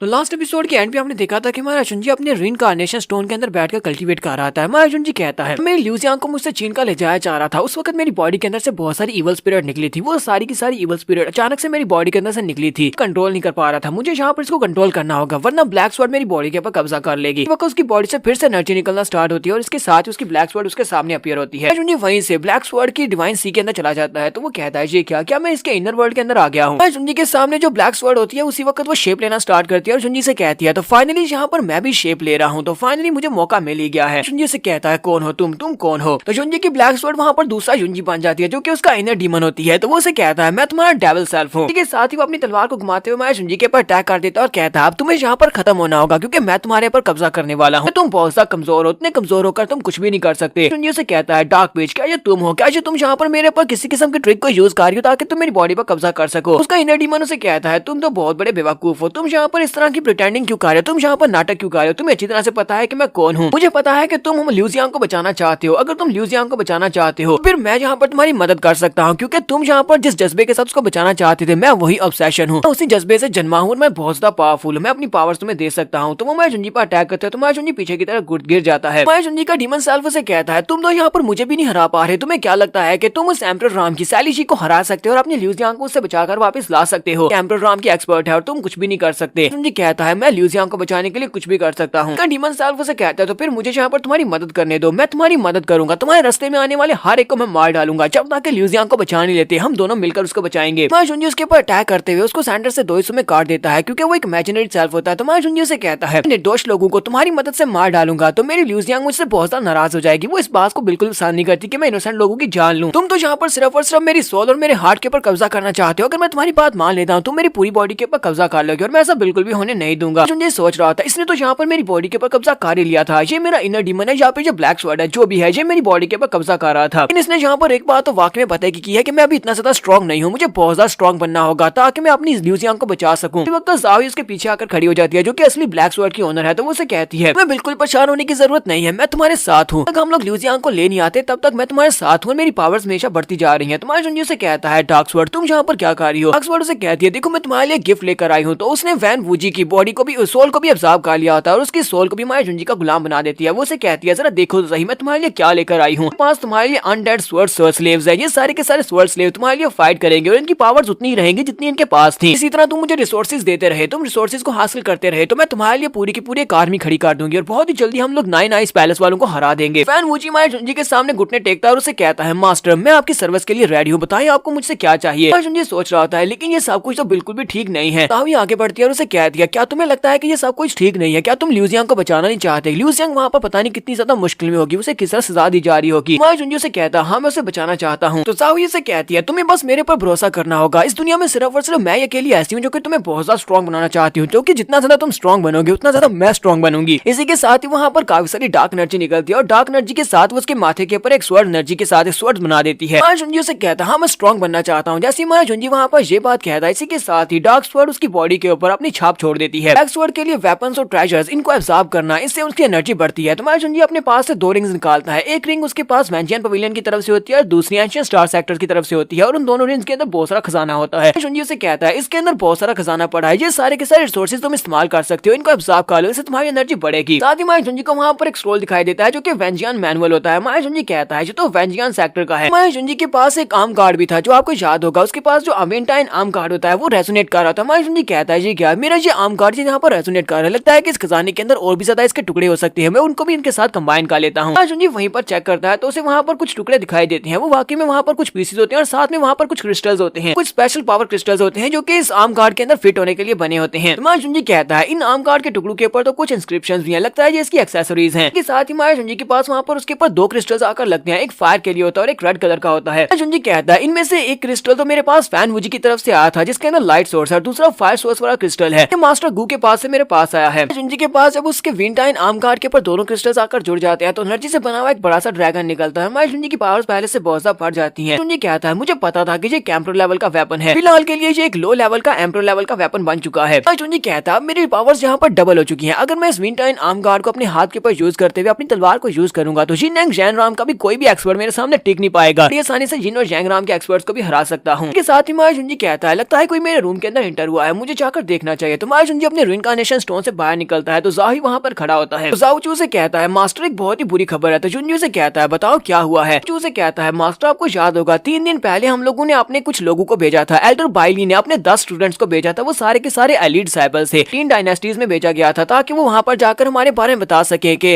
वैंजियन पवेलियन के ऊपर अब नया सेक्टर मास्टर आ चुका है, वैंजियन पवेलियन में वैन वूजी हार चुका है। जुंजी से कहता है हाँ ये बात तो मुझे अच्छी तरह से पता है, मैंने बाइली कॉन्गशंग से कहा था कि वहाँ पर एक्सपर्ट्स को भेजिए और उसने लाजमी तौर पर एक्सपर्ट्स को ही भेजा होगा, वो सारे मसले को खुद ही संभाल लेंगे, तो यहाँ पर डरने वाली कौन सी बात है। मुझे लगता है कि वो 18 डायनेस्टीज में जाकर सब कुछ यहाँ पर ये बात समझा देंगे, उन्हें अब क्या करना है, उन्हें नए वैंजियन सेक्टर के सामने झुकना होगा। चू से कहता है लेकिन मास्टर एक बहुत ही बुरी खबर है, हमें एक मैसेज रिसीव हुआ है, उस मैसेज के मुताबिक वहाँ पर कियानवू डायनेस्टी में जब हमारे लोग पहुंचे थे तो वहाँ पर झगड़ा हो गया था, हमने वहाँ पर 10 एलीट डिसाइपल्स भेजे थे, 10 में से सिर्फ एक ही जिंदा बचकर वापस आ पाया है। वो डायनेस्टी में हमारे 9 डिसाइपल्स की मौत हो गई है, उन लोगों ने 9 को मार दिया और सिर्फ एक ही जिंदा बचकर आ गया है। जुंजी से कहता है वो डिसाइपल कहाँ पर है जो जिंदा बचकर आया, मुझे उसके पास लेकर चलो, चलो देखते हैं कि वो क्या कहता है। जुनजी सोच रहा होता है 10 में से सिर्फ और सिर्फ एक ही जिंदा बचकर वापस आया, तो इस बात का मतलब यह है कि उन लोगों ने जानबूझकर उसको जिंदा छोड़ दिया है ताकि वो वापस आकर हमें मैसेज दे सके। तो सिर्फ और सिर्फ एक ही मकसद हो सकता है कि वो लोग हमें बताना चाहते हैं कि वो लोग हमारे वेंजियन सेक्टर की इस पावर को नहीं मानने वाले, जो भी नया लीडर है उसकी बात नहीं मानेंगे। जुनजी वहाँ पर आता है तो वो लड़का जो कि वहाँ जिंदा बचकर आया होता है वो जख्मी होता है, वो उनसे कहता है मेरा नाम डैनियल है। जुनजी से कहता है तो डैनियल मुझे ये बताओ कि जब तुम लोग वहाँ पर पहुंचे थे तुम लोगों ने वहाँ पर ऐसा क्या किया था कि जिसकी वजह से उन लोगों ने तुम्हारे पर अटैक किया, तुम में से 9 लोगों को मार दिया और सिर्फ तुम में से एक जिंदा बचकर वापस आ सका है। डैनियल उसे कहता है सेक्टर चीफ जब हम लोग वहाँ पर पहुंचे थे जैसा कि हमें ऑर्डर्स दिए गए थे, हम लोगों ने वहाँ पर जाकर एम्परर के सामने ये बात रखी थी, हमने क्यानवू डायनेस्टी के एम्परर को जाकर ये बात बताई थी, लेकिन जैसे हम लोगों ने उससे ये बात की उसी वक्त उन लोगों ने हमारे पर अटैक कर दिया। साथ ही उन लोगों ने ये भी कहा कि वो लोग हमारे लोगों को वहाँ पर नहीं देखना चाहते, उन्होंने कहा कि हम लोग अपनी ट्रिक्स को यूज करते हुए क्यानवू डायनेस्टी को कंट्रोल नहीं कर सकते और उन्होंने हमारे 9 डिसिपल्स को मार दिया और मुझे जख्मी कर दिया, जिसकी वजह से मैं वहाँ से भाग कर आ सका। वहाँ पर उनके बहुत सारे लोग थे, सभी लोगों ने मिलकर हमारे पर अटैक किया, हम उन सभी को संभाल नहीं सकते थे, मेरे 9 डिसिपल्स मेरे 9 साथी मारे गए, मैं अकेला बचा था और मेरे ऊपर भी वहाँ पर जो एम्परर था क्यानवू डायनेस्टी का एम्परर जिसका नाम क्यान जीन था, उसने मेरे पर अटैक किया और मेरे स्पिरिचुअल सीख को बर्बाद कर दिया। अब मैं एक बेकार इंसान बन चुका हूँ, अब मैं यहाँ पर जिंदा रहकर क्या करूंगा, मैं एक मार्शल आर्टिस्ट भी नहीं रहा। जुनजी से कहता है तुमने अभी अभी क्या कहा कि वहाँ के एम्परर का नाम क्या है, क्या उसका नाम क्यान जीन है, लेकिन मैंने तो सुना था कि वहाँ के एम्परर का नाम क्यान शाओ है। जुनजी कहता है मैं अपने फादर के लिए एक बार वहाँ से क्यानवू डायनेस्टी में से ग्रास लेने के लिए गया था, जहाँ पर पता चला था कि क्यानवू डायनेस्टी का जो एम्परर है उसका नाम क्यान शाओ है, क्यान जीन उसका छोटा भाई है। ये कैसे हो गया, क्यान शाओ के साथ क्या हुआ कि उसका छोटा भाई अब गद्दी के ऊपर बैठा है। डैनियल हमारे जुनजी से कहता है कि हमने वहाँ पर जाकर ये बात भी पता की थी, कुछ दिन पहले ही क्यान शाओ के साथ कुछ बहुत ही बुरा हुआ जिसकी वजह से वो बीमार हो गया, वो इतना बीमार हो गया कि वो उठ नहीं सकता था, वजह से उसके छोटे भाई क्यान जिन को उसकी प्लेस के ऊपर बैठना पड़ा। अब वो गद्दी के ऊपर बैठा हुआ है और नया एम्परर है क्यानवू डायनेस्टी का। हमारे जुनजी जहाँ पर क्यान शाओ और क्यान जिन के बारे में बताता है वो कहता है क्यान शाओ एक बहुत ही अच्छा और स्ट्रेट फॉरवर्ड इंसान है, हमेशा अच्छी और सच्ची बात करता है और सभी लोग उसे बहुत ज्यादा पसंद करते हैं, 18 डायनेस्टीज के सभी लोग उसे पसंद करते हैं, जबकि उसका छोटा भाई बहुत ही बुरा और डेविल किस्म का इंसान है, उसके पास कोई भी टैलेंट्स नहीं है, जबकि वो गंदी ट्रिक्स को यूज करता है। मुझे लगता है कि उसने यहाँ पर किसी न किसी ट्रिक को यूज करते हुए अपने बड़े भाई को गद्दी के ऊपर से हटा दिया है। फाइनली कॉन्गशिंग हमारे जुनजी से कहता है चीफ मुझे लगता है कि वो लोग सिर्फ और सिर्फ हमें डराना चाहते हैं क्योंकि उनके पास बहुत सारे मार्शल आर्ट्स के एक्सपर्ट्स हैं और वो काफी ज्यादा पावरफुल हैं। तो मास्टर जान वो कहते हैं हाँ मुझे भी ऐसा ही लगता है चीफ, मुझे लगता है कि ये बिल्कुल ठीक कह रहा है, लोग मार्शल आर्ट्स की बहुत ज्यादा रिस्पेक्ट करते हैं, इसी वजह से मुझे लगता है कि हमें भी उनके ऊपर जाकर अटैक करना चाहिए और मार्शल आर्ट्स की जुबान में उन्हें जाकर समझाना चाहिए कि हम लोग उनसे ज्यादा स्ट्रॉन्ग हैं। जुनजिन से कहता है नहीं हम लोग ऐसा बिल्कुल भी नहीं कर सकते, मुझे लगता है कि इसके बारे में हमें और ज्यादा इन्वेस्टिगेट करना चाहिए, फिलहाल के लिए हम लोग ऐसा कोई भी कदम नहीं उठा सकते जिससे हमें काफी ज्यादा नुकसान पहुंच सकता है, इस वक्त हमें सिचुएशन के बारे में जानना होगा, मुझे खुद जुनवू सिटी में जाना पड़ेगा और वहाँ पर जाकर सबको इन्वेस्टिगेट करना पड़ेगा।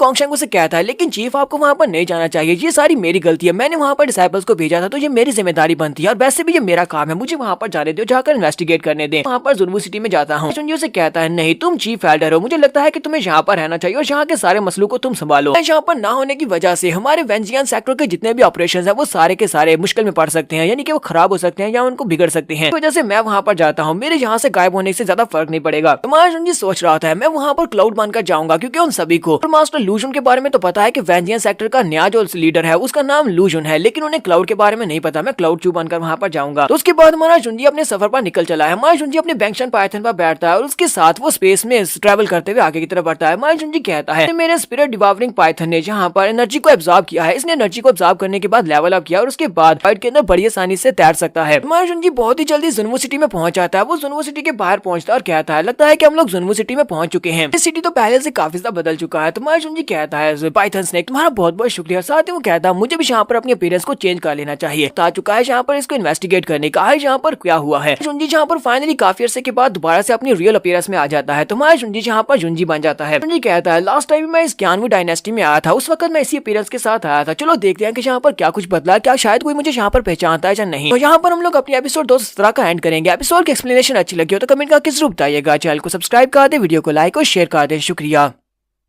तो गाइस कैसे हैं आप सब लोग, स्वर्ड किंग के एपिसोड 218 के साथ हाजिर हो। तो लास्ट एपिसोड के एंड पे हमने देखा था कि मैं जुनजी अपनी रियल अपीयरेंस में आता क्यानवू से डायनेस्टी में एंटर होने वाला है। सबसे पहले वो जुनवू सिटी में जाएगा जहाँ पर नया एम्परर बैठा हुआ है, वो नया एम्परर से जाकर मिलने वाला है। जुनजी जैसे वहाँ पर सिटी के अंदर एंटर होता है उसी वक्त उसे वहाँ पर प्रिंसेस दिखाई देती है। प्रिंसेस क्यान काफी ज्यादा जख्मी होती है, वो आगे की तरफ बढ़ रही होती है, लेकिन जख्मी हालत में वो सोच रही होती है मुझे जाकर सभी लोगों को सच्चाई बताना होगी कि मेरे अंकल ने क्या किया है, उन्होंने मेरे फादर के साथ क्या किया। मैं जुनजी से देखते पहचान जाता है और कहता है ये तो जूलियट क्यान है, तो एम्परर क्यान शाओ की बेटी है, लेकिन ये जहाँ पर इतनी बुरी हालत में क्या कर रही है। प्रिंसेस कियान जैसी आगे की तरफ बढ़ती है वो सामने देखती है और कहती है कौन है वहाँ पर। वो हमारे जुंजी को देखकर पहचान रही होती है, लेकिन साथ ही वो उसे पहचान कर अनपहचाना भी कार्य होती है, क्योंकि उसे लगता है कि वो कोई इल्यूशन देख रही है। कहती है पिछले 2 साल से ये बंदा मुझे दिखाई नहीं दिया, लेकिन अब जहाँ पर फाइनली मरने से पहले मुझे ये दिखाई दे रहा है। शुक्र है कि मरने से पहले कम से कम मैं एक इल्यूशन देख पाई हूँ जिसमें मैंने इसे देख लिया। करने लगती है तो हमारा जुंजी भागता हुआ आगे बढ़ता जाकर उसे उठाता है। लगता है कि तुम्हें पॉइजन दिया गया है, क्या तुम ठीक हो? वो उसे कहती है जो तो बहुत ज्यादा असली लग रहा है, ऐसे लगता है जैसे किसी ने मुझे अपनी बाहों में थामा हुआ है। जुंजी उसे कहता है तुम्हारी बॉडी के अंदर बहुत सारा पॉइजन है जो तुम्हारी स्पिरिचुअल एनर्जी को इफेक्ट कर रहा है। तो अच्छी बात है कि ये टॉक्सिन ज्यादा जहरीला नहीं है। थोड़ी देर रेस्ट करने के बाद खुद ही तुम्हारी बॉडी के अंदर से डिटॉक्सिफाई हो जाएगा। तुम्हें जहाँ पर रेस्ट करना होगी। तुम्हारा जुंजी उसे वहीं पर लेकर बैठ जाता है, जबकि वहीं पर 4 और कल्टीवेटर्स आते हैं जो कि इसे मारने के लिए इसके पीछे लगे होते हैं। कहते हैं इस लड़की का स्पिरिचुअल सील जल्दी बहुत ज्यादा वीक होने वाला है, क्योंकि इस लड़की को स्पिरिट वीकनिंग पॉइजन दिया गया है, जिसकी वजह से ये बहुत ज्यादा कमजोर हो जाएगी। हमने तो ऐसा सोचा भी नहीं था कि ये लड़की यानी कि प्रिंसेस कियान इतनी देर तक इस पॉइजन को बर्दाश्त कर पाएगी। वैसे एक तलवार लेकर आगे बढ़ता और कहता है लेकिन तुम बस इतना ही दूर भाग सकती थी जितना तुमने भाग लिया। अब तुम यहाँ पर मरने वाली और साथ में तुम्हारा दोस्त भी मरेगा। प्रिंसेस कियान जल्दी से उठकर खड़ी हो जाती है हमारे जुंजी के सामने और उनसे कहती है से कोई भी इसको नुकसान नहीं पहुंचाएगा, क्योंकि इसका इस सब से कोई भी ताल्लुक नहीं है। हमारी जुंजी से कहती है जुंजी तुम यहाँ से भाग जाओ, क्योंकि ये सभी के सभी लोग ये अर्थ स्पिरिट राम के 9th लेवल पर हैं, तुमसे ज्यादा स्ट्रॉन्ग हैं। उनको रोक कर रखती हूँ जबकि तुम यहाँ पर भाग जाओ, तुम्हारे यहाँ पर कोई भी काम नहीं है। तुम्हारी जुंजी से कहता है क्या तुम यहाँ पर मुझे कवर कर रही हो और मुझे कह रही हो कि मैं यहाँ से भाग जाऊँ? क्या तुम्हें लगता है कि तुम ऐसा कर सकती हो? प्रिंसेस कियान आगे से मुस्कुरा देती है और उसे कहती है पिछले 2 साल से तुम्हें ढूंढ रही थी और अब जबकि तुम यहाँ पर मुझे मिले हो, तो क्या तुम्हें लगता है कि मैं यहाँ पर तुम्हें अपनी आंखों के सामने मरने दूंगी? मैं तुम्हें बिल्कुल भी नहीं मरने दूंगी। प्रिंसेस कियान वहाँ पर अपनी मास्टर स्पिरिट को रिलीज करती है और कहती है मैंने कहा ना कि मैं यहाँ पर इसकी जान बचाऊंगी। तुम में से जो भी यहाँ पर आगे बढ़ेगा वो पहले मुझसे फायर करेगा। आज मैं यहाँ पर इस लड़के को कुछ भी नहीं होने दूंगी। तो वो सभी लोग अपनी तलवारें लेकर उसके ऊपर अटैक करने के लिए आगे बढ़ते हैं और कहते हैं बहुत ज्यादा कमजोर हो, तुम हमें बिल्कुल भी नहीं रोक पाओगी, जबकि तुम यहाँ पर मरने वाली हो, लेकिन फिर भी तुम यहाँ पर बहुत ज्यादा एरोगेंट हो। हम यहाँ पर तुम्हें इस एरोगेंस की सजा जरूर देंगे। वो लोग आगे की तरफ बढ़े होते हैं। हमारा जुंजी प्रिंसेस कियान के सामने खड़ा होता है, अपने हाथ को सामने करते हुए एनर्जी को रिलीज करता है, तो वो सारे के सारे पीछे की तरफ गिर जाते हैं। सिर्फ एक ही अटैक में वो सारे मर जाते हैं। जुंजी उनसे कहता है यहाँ पर कमजोर सिर्फ और सिर्फ तुम हो। हमारा जुंजी जैसे वहाँ पर अपने पावर्स को रिलीज करता है तो वो सभी के सभी चलाते हुए वहीं पर मर जाते हैं। प्रिंसेस कियान भी देखकर बहुत ज्यादा हैरान हो जाती है और कहती है इसी वजह से तुम यहाँ पर इतने ज्यादा शांत थे, क्योंकि तुम्हें पता था कि तुम इन सभी को हरा सकते हो। तुम काफी ज्यादा स्ट्रॉन्ग हो चुके हो, पहले के मुकाबले में ज्यादा स्ट्रॉन्ग हो गए हो। के साथ ही प्रिंसेस कियान उसे कहती है मुझे बहुत ज्यादा पावर महसूस हो रही है, लगता है कि कुछ और एक्सपर्ट्स इसी तरफ आ रहे हैं और साथ ही मुझे यहाँ पर पीक की एनर्जी भी महसूस हो रही है। माय जुंजी से कहता है ये पीक क्या है? उसे कहती है यहाँ के चीफ कमांडर का नाम पीक है। जो इंपीरियल गार्ड्स हैं जो कि जुनवू डायनेस्टी के इंपीरियल गार्ड्स हैं, उनके जो चीफ कमांडर है उसका नाम पीक है। वो हिमनली स्पिरिट राम के 3रे लेवल तक पहुंच चुका है। अगर उसने हमें पकड़ लिया तो हम दोनों यहाँ पर मारे जाएंगे, क्योंकि हिमनली स्पिरिट राम काफी ज्यादा पावरफुल है। जुंजी उसकी बातें सुनने के बाद सोच रहा था लगता है कि अभी तक महसूस नहीं हुआ कि मैं जिन और जैंग राम तक पहुंच चुका हूँ, जबकि ये हिमनली स्पिरिट राम के 3rd लेवल से डरा रही है। इसे लगता है कि मैं उसे मार नहीं सकता, मैं सिर्फ चुटकी बजाकर उसको मार सकता हूँ,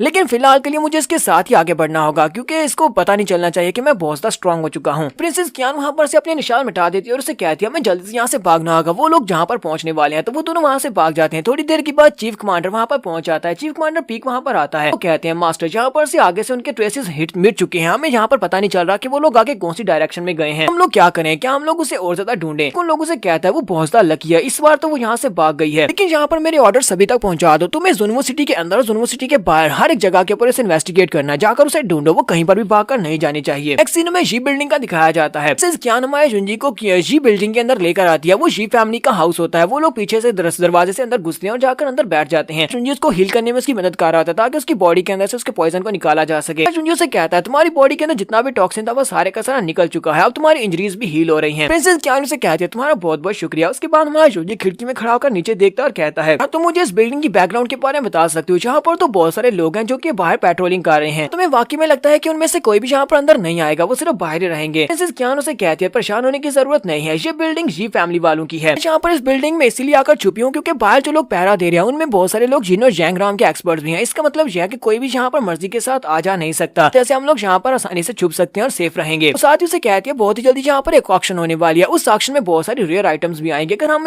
उनमें से किसी रेयर आइटम को खरीद लेते हैं तो वो हमारे लिए काफी ज्यादा लाइफ सेविंग रहेगी, उससे काफी ज्यादा फायदा हो सकता है। जुंजी कहता है लगता है इसे अभी तक मेरी स्ट्रेंथ के बारे में नहीं पता, लेकिन फिर भी इसने कहा कि बाहर कुछ जिन और जैंग राम के एक्सपर्ट्स हैं, तो मतलब यह कि मुझे यहाँ पर और ज्यादा सावधानी बरतनी होगी, क्योंकि अगर जिन और जैंग राम का एक्सपर्ट हुआ तो उससे फाइट बड़ी होगी। जुंजी से कहता है इस सिटी के साथ हुआ क्या है, क्या तुम मुझे सारी बात डिटेल में बताओगी? तो वो उसे सारी बात डिटेल में बताती है और उसे कहती है कुछ दिन पहले पता चला था कि वेंजियन सेक्टर में पावर चेंज हुई है, वहाँ पर एक नया लीडर आया है। जैसे वहाँ पर नया लीडर आया उसी वक्त मेरे फादर के ऊपर कुछ लोगों ने अटैक किया था। वो मिस्टीरियस लोगों का ग्रुप था, मेरे फादर के ऊपर अटैक किया, जिसकी वजह से मेरे फादर बहुत ही बुरी तरह से जख्मी हुए और कोमा में चले गए। उसके बाद उन लोगों ने मेरे अंकल कियान जिनको सपोर्ट किया तो उन्होंने यहाँ पर एक पपेट एम्पर बना दिया, जबकि वो सभी लोग बैकग्राउंड से उसे कंट्रोल कर रहे हैं। वही लोग जिन लोगों ने मेरे फादर को जख्मी किया था उन्होंने वेंजियान पवेलियन के आए हुए लोगों को उनमें से 10 में से 9 लोगों को मरवा दिया। लगता है कि वेंजियान पवेलियन इस वक्त इम्बैलेंस है और उनका जो नया सेक्टर लीडर है वो इतना स्ट्रॉन्ग नहीं होगा। उन्होंने अभी एक फाइट जीती है तो वो लोग कमजोर हैं, उनके ऊपर अटैक करके वेंजियान पवेलियन पर कब्जा किया जा सकता है। ये उनका मकसद है। मैंने अपने फादर को सीक्रेटली रेस्क्यू किया और उनको बचा लिया। तो वो उसे कहती है मैंने अपने फादर को बचा तो लिया है लेकिन अपनी गद्दी को वापस हासिल करने के लिए, अपना सब कुछ वापस हासिल करने के लिए वेंजियान सेक्टर की तरफ जा रही थी ताकि उनके नए चीफ से जाकर मदद हासिल कर सकूं। अफसोस मैं तो अपने जुनवू सिटी से भी बाहर नहीं निकल पाई, उन लोगों ने मुझे यहीं पर पकड़ लिया। जुनजी से कहता है क्या वाकई में तुम इस वक्त वेंजियान सेक्टर की तरफ जा रही ताकि तुम स्वॉर्ड मास्टर लूजन जो कि नया सेक्टर चीफ बना है तुम उससे मदद मांग सको। मुझे नहीं लगता कि तुम्हारे वहां पर जाने से वो तुम्हारी मदद नहीं करेंगे क्योंकि तुम्हारी ज्ञानवू डायनेस्टी के लोगों ने उसके 9 डिसाइपल्स की जान ली है, वो तुम्हारी मदद क्यों करेंगे। उसे कहती है मैंने सुना है कि स्वॉर्ड मास्टर लौड एक बहुत ही अच्छा लड़का है कि उम्र 20 साल से भी कम है लेकिन वो जिन और जैंगराम के फर्स्ट लेवल तक पहुंच चुका है और साथ ही वो एक बहुत बड़ा जीनियस है। ऐसा जीनियस हजारों साल में एक बार होता है। लगता है कि अगर मैं उसके सामने जाकर सच्चाई बोलूंगी तो वो मेरी बात के ऊपर जरूर भरोसा करेगा और मेरी मदद जरूर करेगा। जुनजी उसकी बातें सुनने के बाद कहता हाँ मुझे लगता है कि वो तुम्हारी बात जरूर सुनेगा। जुनजी कहता मुझे यहाँ पर सारी सच्चाई तो पता चल चुकी है, मुझे यहाँ पर इस मसले को निपटाना भी होगा, फिलहाल इसके साथ ही रहना होगा क्योंकि वो इसको मारने के लिए जरूर आएंगे। सीन में उसी घर का दिखाया जाता है जो बिल्डिंग के नीचे ऑक्शन हो रही होती है। जुनजी और प्रिंसेस ज्ञान वो दोनों भी वहाँ पर नीचे चले जाते हैं। वहाँ पर पहले से काफी सारे लोग आए होते हैं, वो सभी लोग इस ऑक्शन में आए होते हैं ताकि वहाँ से आइटम्स को खरीद सके। जी फैमिली के जो पैट्रियार्च होते हैं मास्टर जी उन सभी के सामने खड़े होते हैं और उनसे कहते हैं तुम सभी के यहाँ पर आने का बहुत बहुत शुक्रिया। प्रिंसेस ज्ञान उसे देखते ही कहती है ये तो प्रेसिडेंट है, ये यहाँ पर खुद इस ऑक्शन को प्रिजाइड कर रहे हैं, इसका मतलब यह है कि इस ऑक्शन में काफी सारी स्पेशल चीजें आने वाली हैं, सारे स्पेशल ट्रेजर इसमें होंगे। तुम्हारे जुनजी से कहता है तो देखते हैं कि ये लोग यहाँ पर ऑक्शन में क्या सेल करने वाले हैं। तो मास्टर जी उन लोगों से कहते हैं तो सबसे पहले हमारे पास एक सोल स्वर्ड है जो कि लेवल 1 का किंग वेपन है। तो इसी के साथ ही वहाँ पर ऑक्शन स्टार्ट होती है। 5 lakh spirit stone, 6 lakh spirit stone और जहाँ पर वो बिक जाती है। उसके बाद वो लोग 78 नंबर वाली आइटम को लाते हैं जो कि लेवल 5 का किंग वेपन होता है जिसको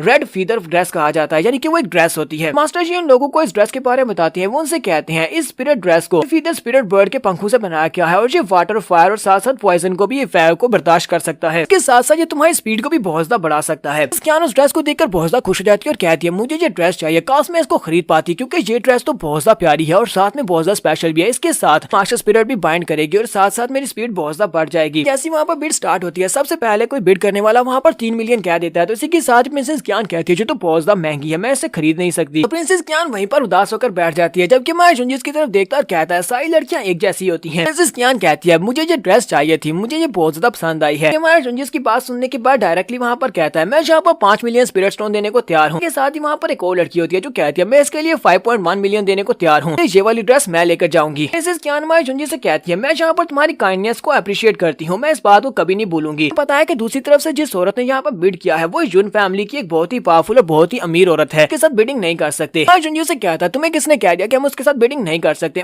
जुनजी कहता है मैं नहीं चाहता कि यहाँ पर कोई और बिड को आगे बढ़ाए, मैं यहाँ पर डायरेक्टली इसके लिए बिड करने वाला। तो जुनजी वहाँ पर 100 मिलियन कह देता है। सभी के सभी लोग बहुत ज्यादा हैरान हो जाते हैं। फैमिली की वो औरत भी बहुत ज्यादा हैरान होती है और कहती है कहीं तुम पागल तो नहीं हो, तुम इस ड्रेस के लिए 100 मिलियन देने को तैयार हो जिसकी कीमत 5 मिलियन भी नहीं है। तुम्हारे जुनजी से कहता है मैंने यहाँ पर जितना भी बिड किया इस बात से तुम्हारा क्या ताल्लुक है, मैं यहाँ पर पैसा देकर इस ड्रेस को लेने वाला हूँ। इसी के साथ हमारा जुनजी अपनी रिंग को खाली करता है। वहाँ पर बहुत सारे बॉक्सेस आ जाते हैं जिनके अंदर स्पिरिट स्टोन्स होते हैं। जुनजी कहता है मैंने यहाँ पर पैसा दे दिया है तो ये ड्रेस मेरे हवाले करो। सभी देखने वाले बहुत ज्यादा हैरान होते हैं और कहते हैं आज जुनवू सिटी में इतना अमीर बंदा कहाँ से आ गया है जो कि एक छोटी सी ड्रेस के लिए पूरे 100 मिलियन देने को तैयार हो गया। जुनजी उस ड्रेस को ले लेता है और उस ड्रेस को लेने के बाद प्रिंसेस ज्ञान से कहता है ये ड्रेस मेरी तरफ से तुम्हें गिफ्ट है। प्रिंसेस ज्ञान उसे कहती है तुम्हें यहाँ पर 100 मिलियन बिड करने की जरूरत नहीं थी, तुम इसके लिए 6 मिलियन भी बिड कर सकते थे। जुनजी उसे कहता है अगर मैं यहाँ पर आहिस्ता आहिस्ता बिड को आगे बढ़ाता तो कोई ना कोई इसको और बिड को बढ़ाकर ले लेता। तुम्हारी आंखों को उदास बिल्कुल भी नहीं देख सकता, एक औरत की आंखों को उदास नहीं देख सकता। जबकि तुम यहाँ पर खुश हो तो तुम्हारी खुशी के लिए 100 मिलियन क्या है, मैं 100 मिलियन और देने को तैयार हूँ। प्रिंसेस ज्ञान बहुत ज्यादा खुश हो जाती है, साथ ही शर्मा भी होती है। उसे कहती है तुम्हारा बहुत बहुत शुक्रिया।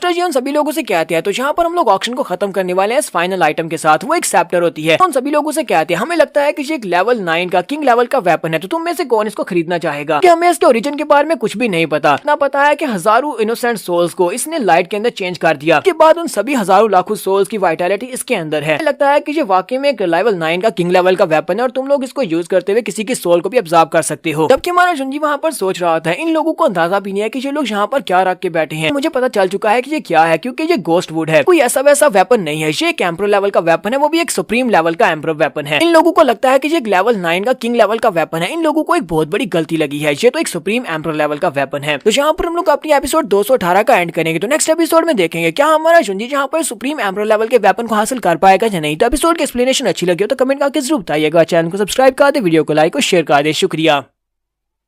तो गाइस कैसे हैं आप सब लोग। स्वर्ड किंग के एपिसोड 219 के साथ हाजिर हो। तो लास्ट एपिसोड के एंड पे हमने देखा था कि माया जुंजी एक ऑक्शन हॉल में होता है, वो प्रिंसेस ज्ञान के साथ होता है। वहाँ पर ऑक्शन में काफी सारी चीजें सेल हो रही होती हैं। ऑक्शन के खत्म होने से पहले जो लास्ट आइटम होती है वो एक सैप्टर होता है जो कि सोल एब्जॉर्बिंग सैप्टर होता है। तो माया जुंजी तो उसको देखकर पहचान जाता है क्योंकि वो एक एम्परर लेवल का वेपन है जो कि एक सुप्रीम एम्परर लेवल का वेपन है। वेपन जैसा कि आज तक किसी ने ना देखा हो। क्योंकि मास्टर जी जो कि ऑक्शन को रिप्रेजेंट कर रहे होते हैं वो उन सभी से कह रहे होते हैं कि ये एक लेवल 9 का किंग लेवल का वेपन है। वो इसको मिस्टेक कर रहे होते हैं, उन्हें नहीं पता होता कि ये कितना पावरफुल है। जुंजी कहता है इस तरह का एक पावरफुल वेपन इन लोगों के हाथ में नहीं दिया जा सकता जिन्हें इसके बारे में पता भी नहीं है, क्योंकि अगर ये गलत हाथ में पड़ गया तो इससे बहुत ज्यादा तबाही मचेगी। जुंजी बड़ी स्पीड से भागता हुआ आगे बढ़ता है, टेबल के ऊपर से सैप्टर को अपने हाथ में उठा लेता है और कहता है मुझे ये चाहिए। तो मास्टर जी बहुत ज्यादा गुस्सा हो जाते हैं और उसे कहते हैं मत कैसे भी तुमने हमारी आइटम को यहाँ से उठा लिया, तुम जहाँ पर बिडिंग किए बगैर हमारी चीज को नहीं ले सकते। तो मास्टर जी जहाँ पर अपने पास से तलवार निकालते हैं माया जुंजी के ऊपर अटैक कर देते हैं। तो माया जुंजी बड़ी आसानी से उसके अटैक को अवॉइड कर लेता है, साथ ही सोच रहा होता है जबकि इस बेचारे को गोस्टवुड के बारे में नहीं पता ये चीज कितनी ज्यादा खतरनाक हो सकती है। तो मुझे यहाँ पर इसको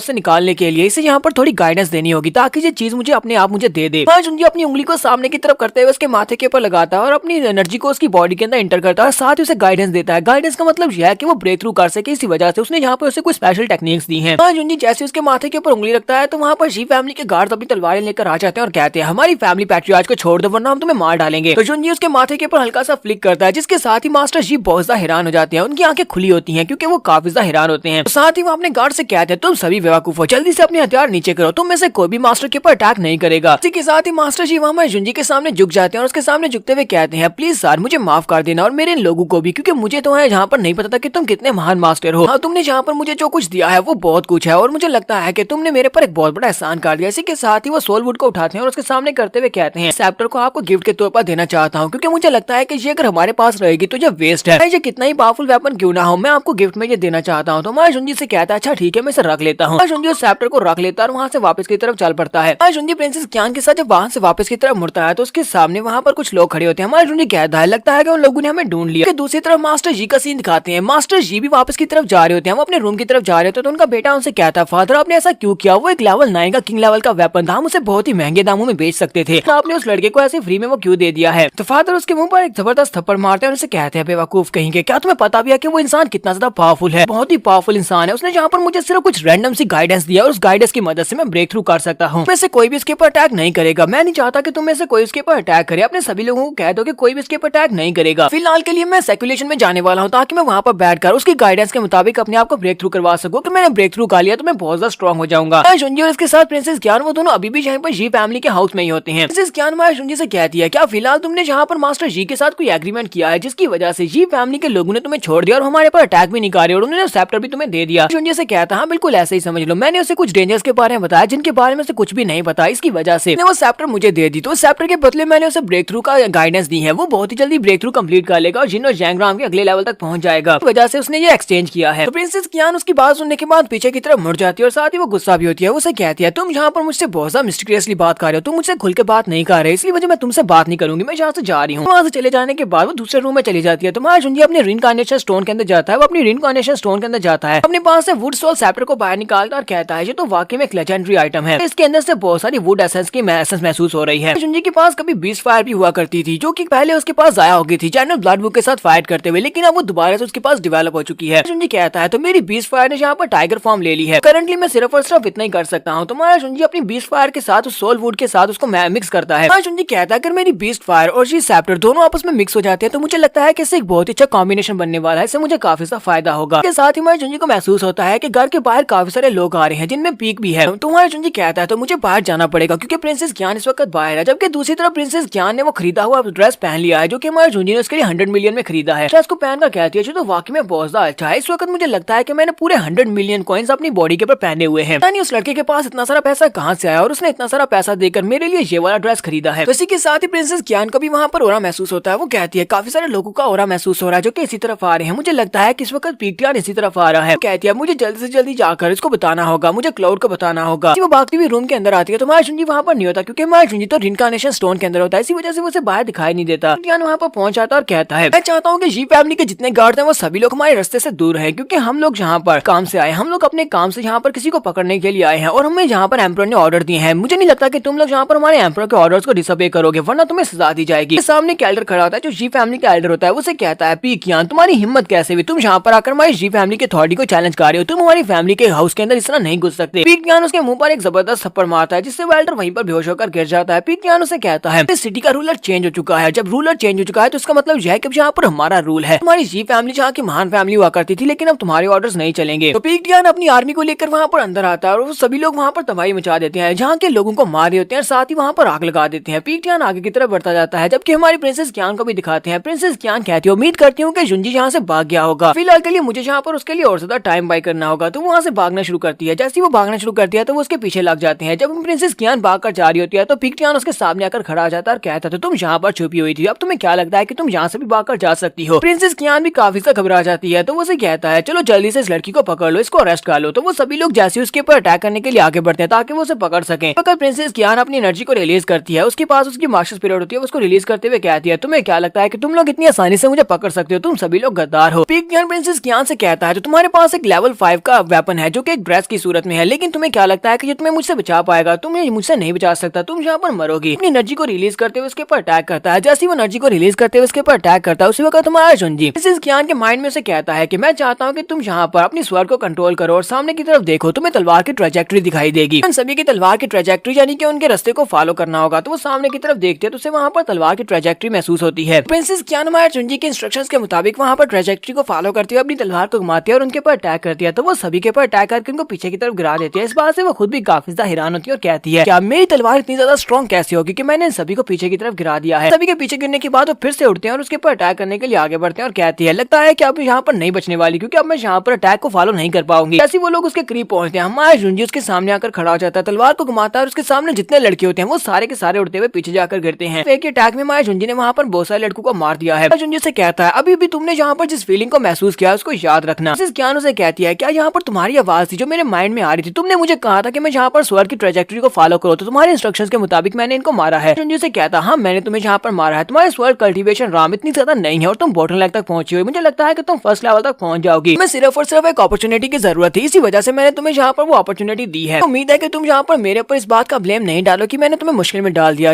अगर पावर हासिल करनी है तो फिर मुश्किल में तो पड़ना पड़ेगा। वो उसे कहती है हाँ ठीक है, मैं तुम्हारे ऊपर इस बात का ब्लेम बिल्कुल भी नहीं डालूंगी। वहाँ पर सिर्फ पीकियान ही बचता है, तो पीकियान माया जुंजी के सामने खड़ा था। माया जुंजी से कहता है तुमने एक बहुत ही अच्छा काम किया है, बाकी का सब कुछ मेरे ऊपर छोड़ दो। जबकि पीकियान भी वहाँ पर चुपचाप खड़ा होता है और साथ ही वो सोच रहा होता है जितनी इन्फॉर्मेशन मेरे पास है, मुझे पता चला है कि इस लड़के के पास बहुत सारा पैसा और बहुत सारे किंग लेवल के वेपन्स हैं। लड़के ने वहाँ पर एक ड्रेस को 100 मिलियन में खरीदा था, इसका मतलब यह है कि इसकी बैकग्राउंड काफी ज्यादा स्पेशल हो सकती है। अगर मैंने इस लड़के को मार दिया तो उसके पास जितना भी खजाना है वो सारे का सारा मेरा हो जाएगा, क्योंकि इसकी रिंग्स मेरी हो जाएंगी। तो माया जुंजी उसके सामने खड़ा होता है। पीकियान अपने पास एक वेपन निकालता है जो कि किंग लेवल का वेपन होता है। हमारे जुंजी से कहता है इस वक्त अर्थ स्पिरिट राम के 7th लेवल पर और तुम्हें लगता है कि तुम मेरे सामने खड़े हो सकते हो, तुम मेरे सामने टिक सकते हो, क्योंकि मैं ह्यूमनली राम के 3rd लेवल पर हूँ। हमारे जुंजी से कहती है जुंजी मुझे लगता है कि तुम्हें यहाँ पर बहुत सा होशियार रहना होगा, क्योंकि उसके हाथ में जो स्पीयर है वो एक लेवल 5 का किंग वेपन है, वो बहुत ज्यादा पावरफुल है। मुझे लगता है कि हम दोनों को यहाँ से अलग अलग होकर भागना चाहिए। अगर हम दोनों अलग अलग भागते हैं तो हम दोनों में से एक तो बच पाएगा, हमारे बचने के चांसेस 50-50% है। तो जैसे वो लोग यहाँ पर ये बात कर रहे होते हैं उसी वक्त पीकियान उसके पर अटैक करने के लिए आगे बढ़ता है और कहता है तुम्हें क्या लगता है कि तुम यहाँ पर से बचकर जा सकते हो। उसका बाला सीधा हमारे जुंजी की तरफ आगे बढ़ता है, उसका निशाना जुंजी होता है। जैसे वो जुंजी के करीब पहुंचता है हमारे जुंजी अपने हाथ को घुमाता है, उसके ऊपर एक स्लैश लगाता है। एक अटैक के साथ पीकियान पीछे की तरफ गिरता है, जबकि उसका बाला भी वहाँ पर टुकड़े टुकड़े हो जाता है। कियान ये देखने के बाद कहती है ये लड़का इतना ज्यादा स्ट्रॉन्ग कैसे हो गया, पिछली बार जब हम मिले थे तब ये इतना स्ट्रॉन्ग नहीं था। पीकियान के साथ जो बाकी के गार्ड्स होते हैं वो बहुत ज्यादा घबरा जाते हैं और कहते हैं लड़के ने पीकियान को मार दिया जो कि मास्टर जी का पर्सनल डिसाइपल था, लेकिन इसने सिर्फ और सिर्फ एक ही अटैक में पीकियान को मार दिया। अगर पीकियान सिर्फ एक अटैक में मार गया तो हम लोग इसका मुकाबला नहीं कर सकते, सभी को भाग कर जाना होगा। जब वो सभी लोग वहाँ से भाग कर जाने लगते हैं माया जुंजी सभी से कहता है जैसे ये मरा है तुम लोग भी बिल्कुल वैसे ही मरने वाले हो, और वो अपनी एनर्जी को रिलीज करते हुए उनके ऊपर स्वर्ड एनर्जी के साथ अटैक करता है। सभी लोग जो कि भाग कर जाने वाले होते हैं वो सभी लोग सिर्फ और सिर्फ एक ही अटैक के साथ हिट होते हैं और सभी लोग वहीं पर गिर जाते हैं और मार जाते हैं। माया जुंजी उन सभी को मारने के बाद प्रिंसेस कियान से कहता है प्रिंसेस कियान इन लोगों ने यहाँ पर किसी लॉर्ड जी के बारे में बताया, ये मास्टर जी कौन है। उसे मास्टर जी के बारे में बताती है और उसे कहती है यहाँ पर हमारे जुनवो सिटी में कियानवू डायनेस्टी के अंदर जो कुछ भी हो रहा है, जितने चेंजेस हुए हैं ये सब कुछ उसी की वजह से हो रहे हैं। मास्टर जी जो यहाँ का नहीं है वो यहाँ का नहीं है, वो यहाँ पर आया था और मेरे अंकल के साथ मिलकर उसने मेरे डैड के ऊपर अटैक किया और उनको जख्मी कर दिया। मेरे अंकल कियान जिन आज रात एक बैंक्वेट पार्टी रखने वाले हैं जिसमें मास्टर जिन भी आने वाला है, तो मास्टर जी भी वहाँ पर आएगा। मैं जुनजी से कहता है अगर ऐसी बात है तो फिर चलो जाकर वहीं पर मास्टर जी से मिल लेते हैं, क्योंकि इससे मेरा काफी ज्यादा टाइम बचेगा। वो उसका हाथ पकड़ता है और उसे कहता है चलो चलते हैं, सीधा उसी पैलेस में चलते हैं और जाकर उसके साथ मिलते हैं और देखते हैं कि आज मास्टर जी कौन है, उसने ये सब कुछ यहाँ पर किस प्लान से किया है और ये सब कुछ कर क्यों रहा है, ये तो सिर्फ और सिर्फ वही बता सकता है। प्रिंसेस कियान उसे कहती है कहीं तुम पागल तो नहीं होगे, मास्टर जी एक जिन और जैंग राम का बहुत ही पावरफुल मास्टर है, अगर हम लोग ऐसे वहाँ पर जाएंगे तो हम दोनों मारे जाएंगे, मैं तुम्हारे साथ ऐसे नहीं जाने वाली। जुनजी से कहता है क्या तुम्हें लगता है कि मैं यहाँ पर कुछ ऐसा काम करूंगा जिसके बारे में मैं श्योर नहीं हूँ कि मैं वो कर सकता हूँ या नहीं। प्रिंसेस कियान उसके पास सुनने के बाद सोच रही थी क्या वाकई में इसके पास कुछ हिडन कार्ड्स हैं। यहाँ पर हम लोग अपनी एपिसोड 219 का एंड करेंगे। एपिसोड की एक्सप्लेनेशन अच्छी लगी हो तो कमेंट करके जरूर बताइएगा। चैनल को सब्सक्राइब कर दे, वीडियो को लाइक और शेयर कर दे। शुक्रिया।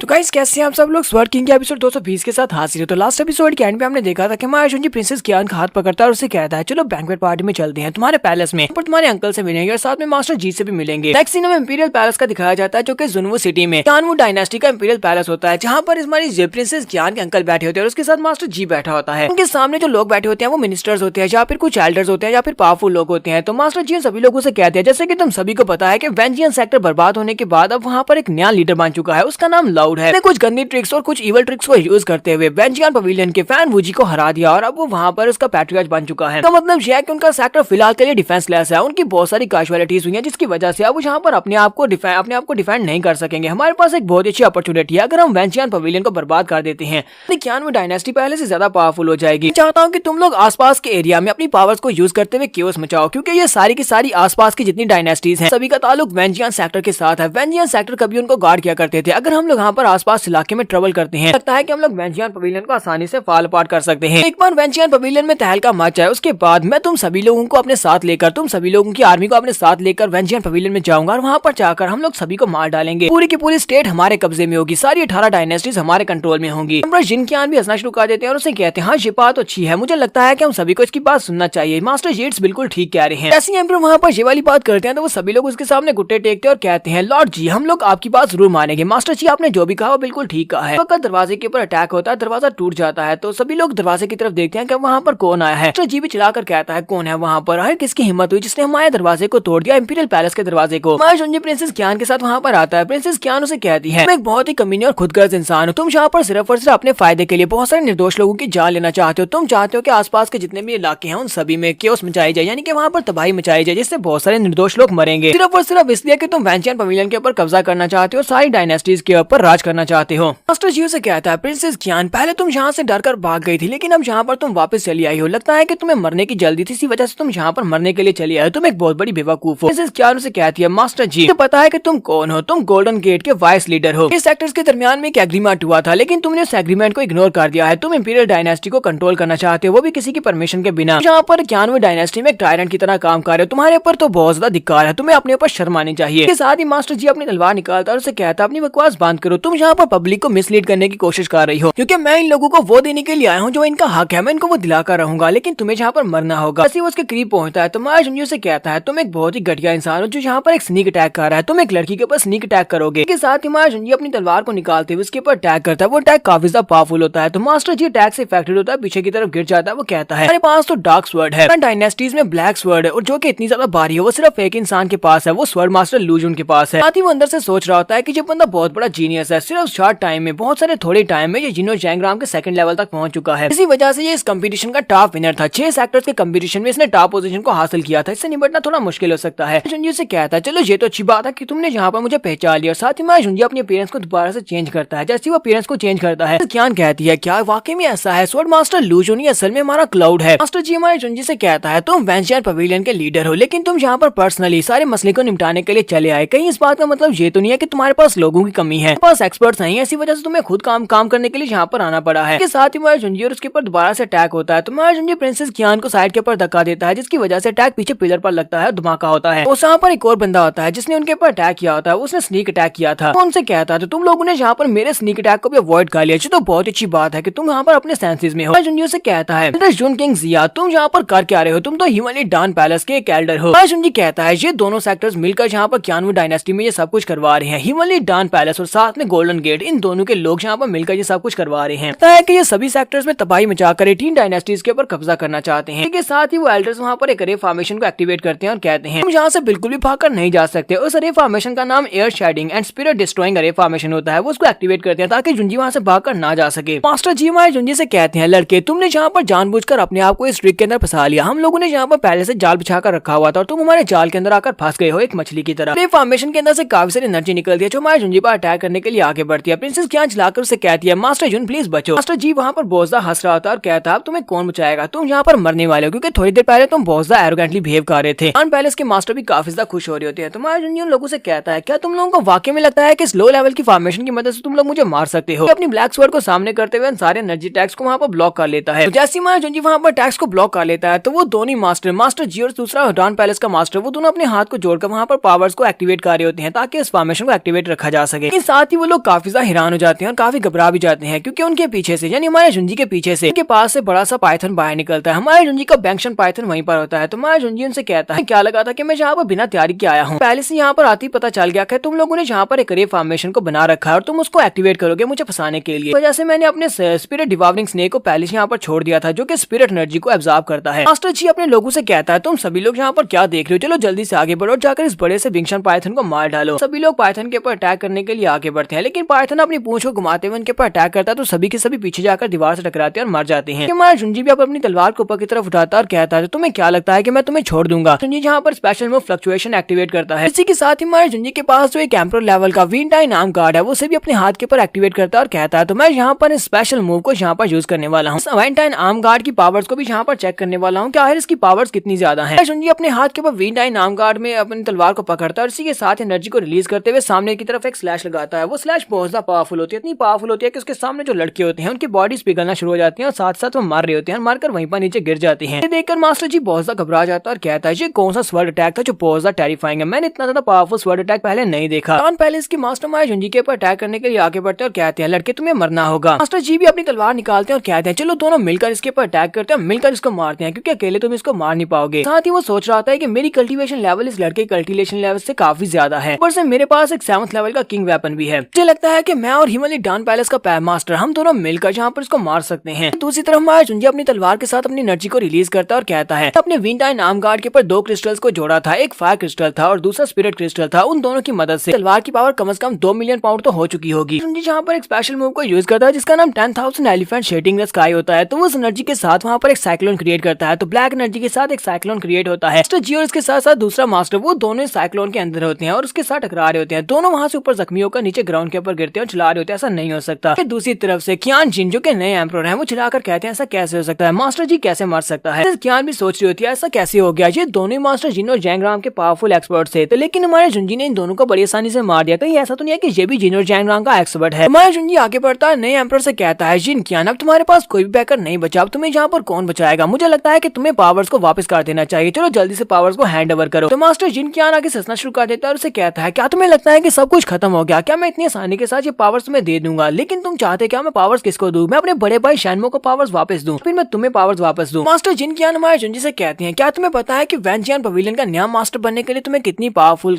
स्ट्रेंथ की जरूरत पड़ेगी और कितनी ज्यादा लोगों की जरूरत पड़ेगी। वहाँ के वैनजियन पवेलियन के पुराने मास्टर को मार तो दिया, लेकिन वैनजियन पवेलियन को दोबारा से स्टैब्लिश करने के लिए तुम्हें बहुत सारे लोगों और बहुत सारे रिसोर्सेज की जरूरत है। अभी तुमने गंदी ट्रिक्स को यूज करते हुए सब कुछ किया है, लेकिन हमारी 18 डायनेस्टीज में कोई भी यहाँ पर तुम्हारे सामने नहीं झुकेगा, स्पेशली हमारा क्यानवू डायनेस्टी, हमारी क्यानवू डायनेस्टी तुम्हारे सामने अपने घुटने नहीं टेकेगी। तो प्रिंसेस क्यानू से कहती है अपनी बकवास बंद करो, तुम यहाँ पर मरने से पहले इस तरह की बातें कैसे कर सकते हो, तुम्हें यहाँ पर कुछ और बातें करनी चाहिए क्योंकि तुम बहुत जल्दी मरने वाले हो, जो भी यहाँ पर जीतेगा वो सब कुछ उसे मिलेगा। उसके अंकल उसे कहते हैं जो भी यहाँ पर गंदी ट्रिक्स को यूज करेगा वो बहुत ज्यादा कमजोर होता है, जो गंदी ट्रिक्स को यूज करता है वो हमेशा कमजोर होता है। तो एम्परर क्यानू से कहते हैं तुमने दहीवाली डॉन पैलेस और एम्परर गेट दोनों के लोगों को मार दिया, दोनों को फेंड करने का मतलब यह है कि अब दोनों ही तुम्हारे पर अटैक करने के लिए आएंगे। जरा खुद ही सोच कर बताओ, क्या तुम्हें लगता है कि तुम इतना स्ट्रॉन्ग हो कि उन दोनों सेक्टर्स के लोगों को संभाल सको? मुझे तो नहीं लगता कि तुम उन दोनों सेक्टर्स के लोगों को संभाल पाओगे। इसके साथ ही वहाँ पर एक और एल्डर होते हैं, वो उसे कहते हैं हाँ हमारे मास्टर ने बिल्कुल ठीक कहा है, हमारे एम्परर ने ठीक कहा कि हमारा क्यानवू डायनेस्टी तुम्हारे सामने घुटने कभी भी नहीं टेकेगा, क्योंकि इस वक्त वैनजियन पवेलियन बहुत ज्यादा कमजोर हो चुका है। पैट्रियार्च के मरने के बाद नया पैट्रियार्च है, लेकिन वो इतना स्ट्रॉन्ग नहीं है। एंशिएंट स्टार सेक्टर की बैटल ने उन्हें कमजोर कर दिया, हम लोग तुम्हारे सामने घुटने नहीं टेकेंगे। क्यानू हमारे जुंजी से कहती है तुम इन सभी को इग्नोर करो, हमें इनसे बात ही नहीं करनी चाहिए। तुम्हारे जुंजी से कहता है लगता है कि इन लोगों को हिमालय डॉन पैलेस और गोल्डन गेट के लोगों ने बहुत सारा पैसा खिलाया है, जिसकी जिसकी वजह से ये लोग यहाँ पर बात करने से भी कतरा रहे हैं। ये लोग बात नहीं करना चाहते,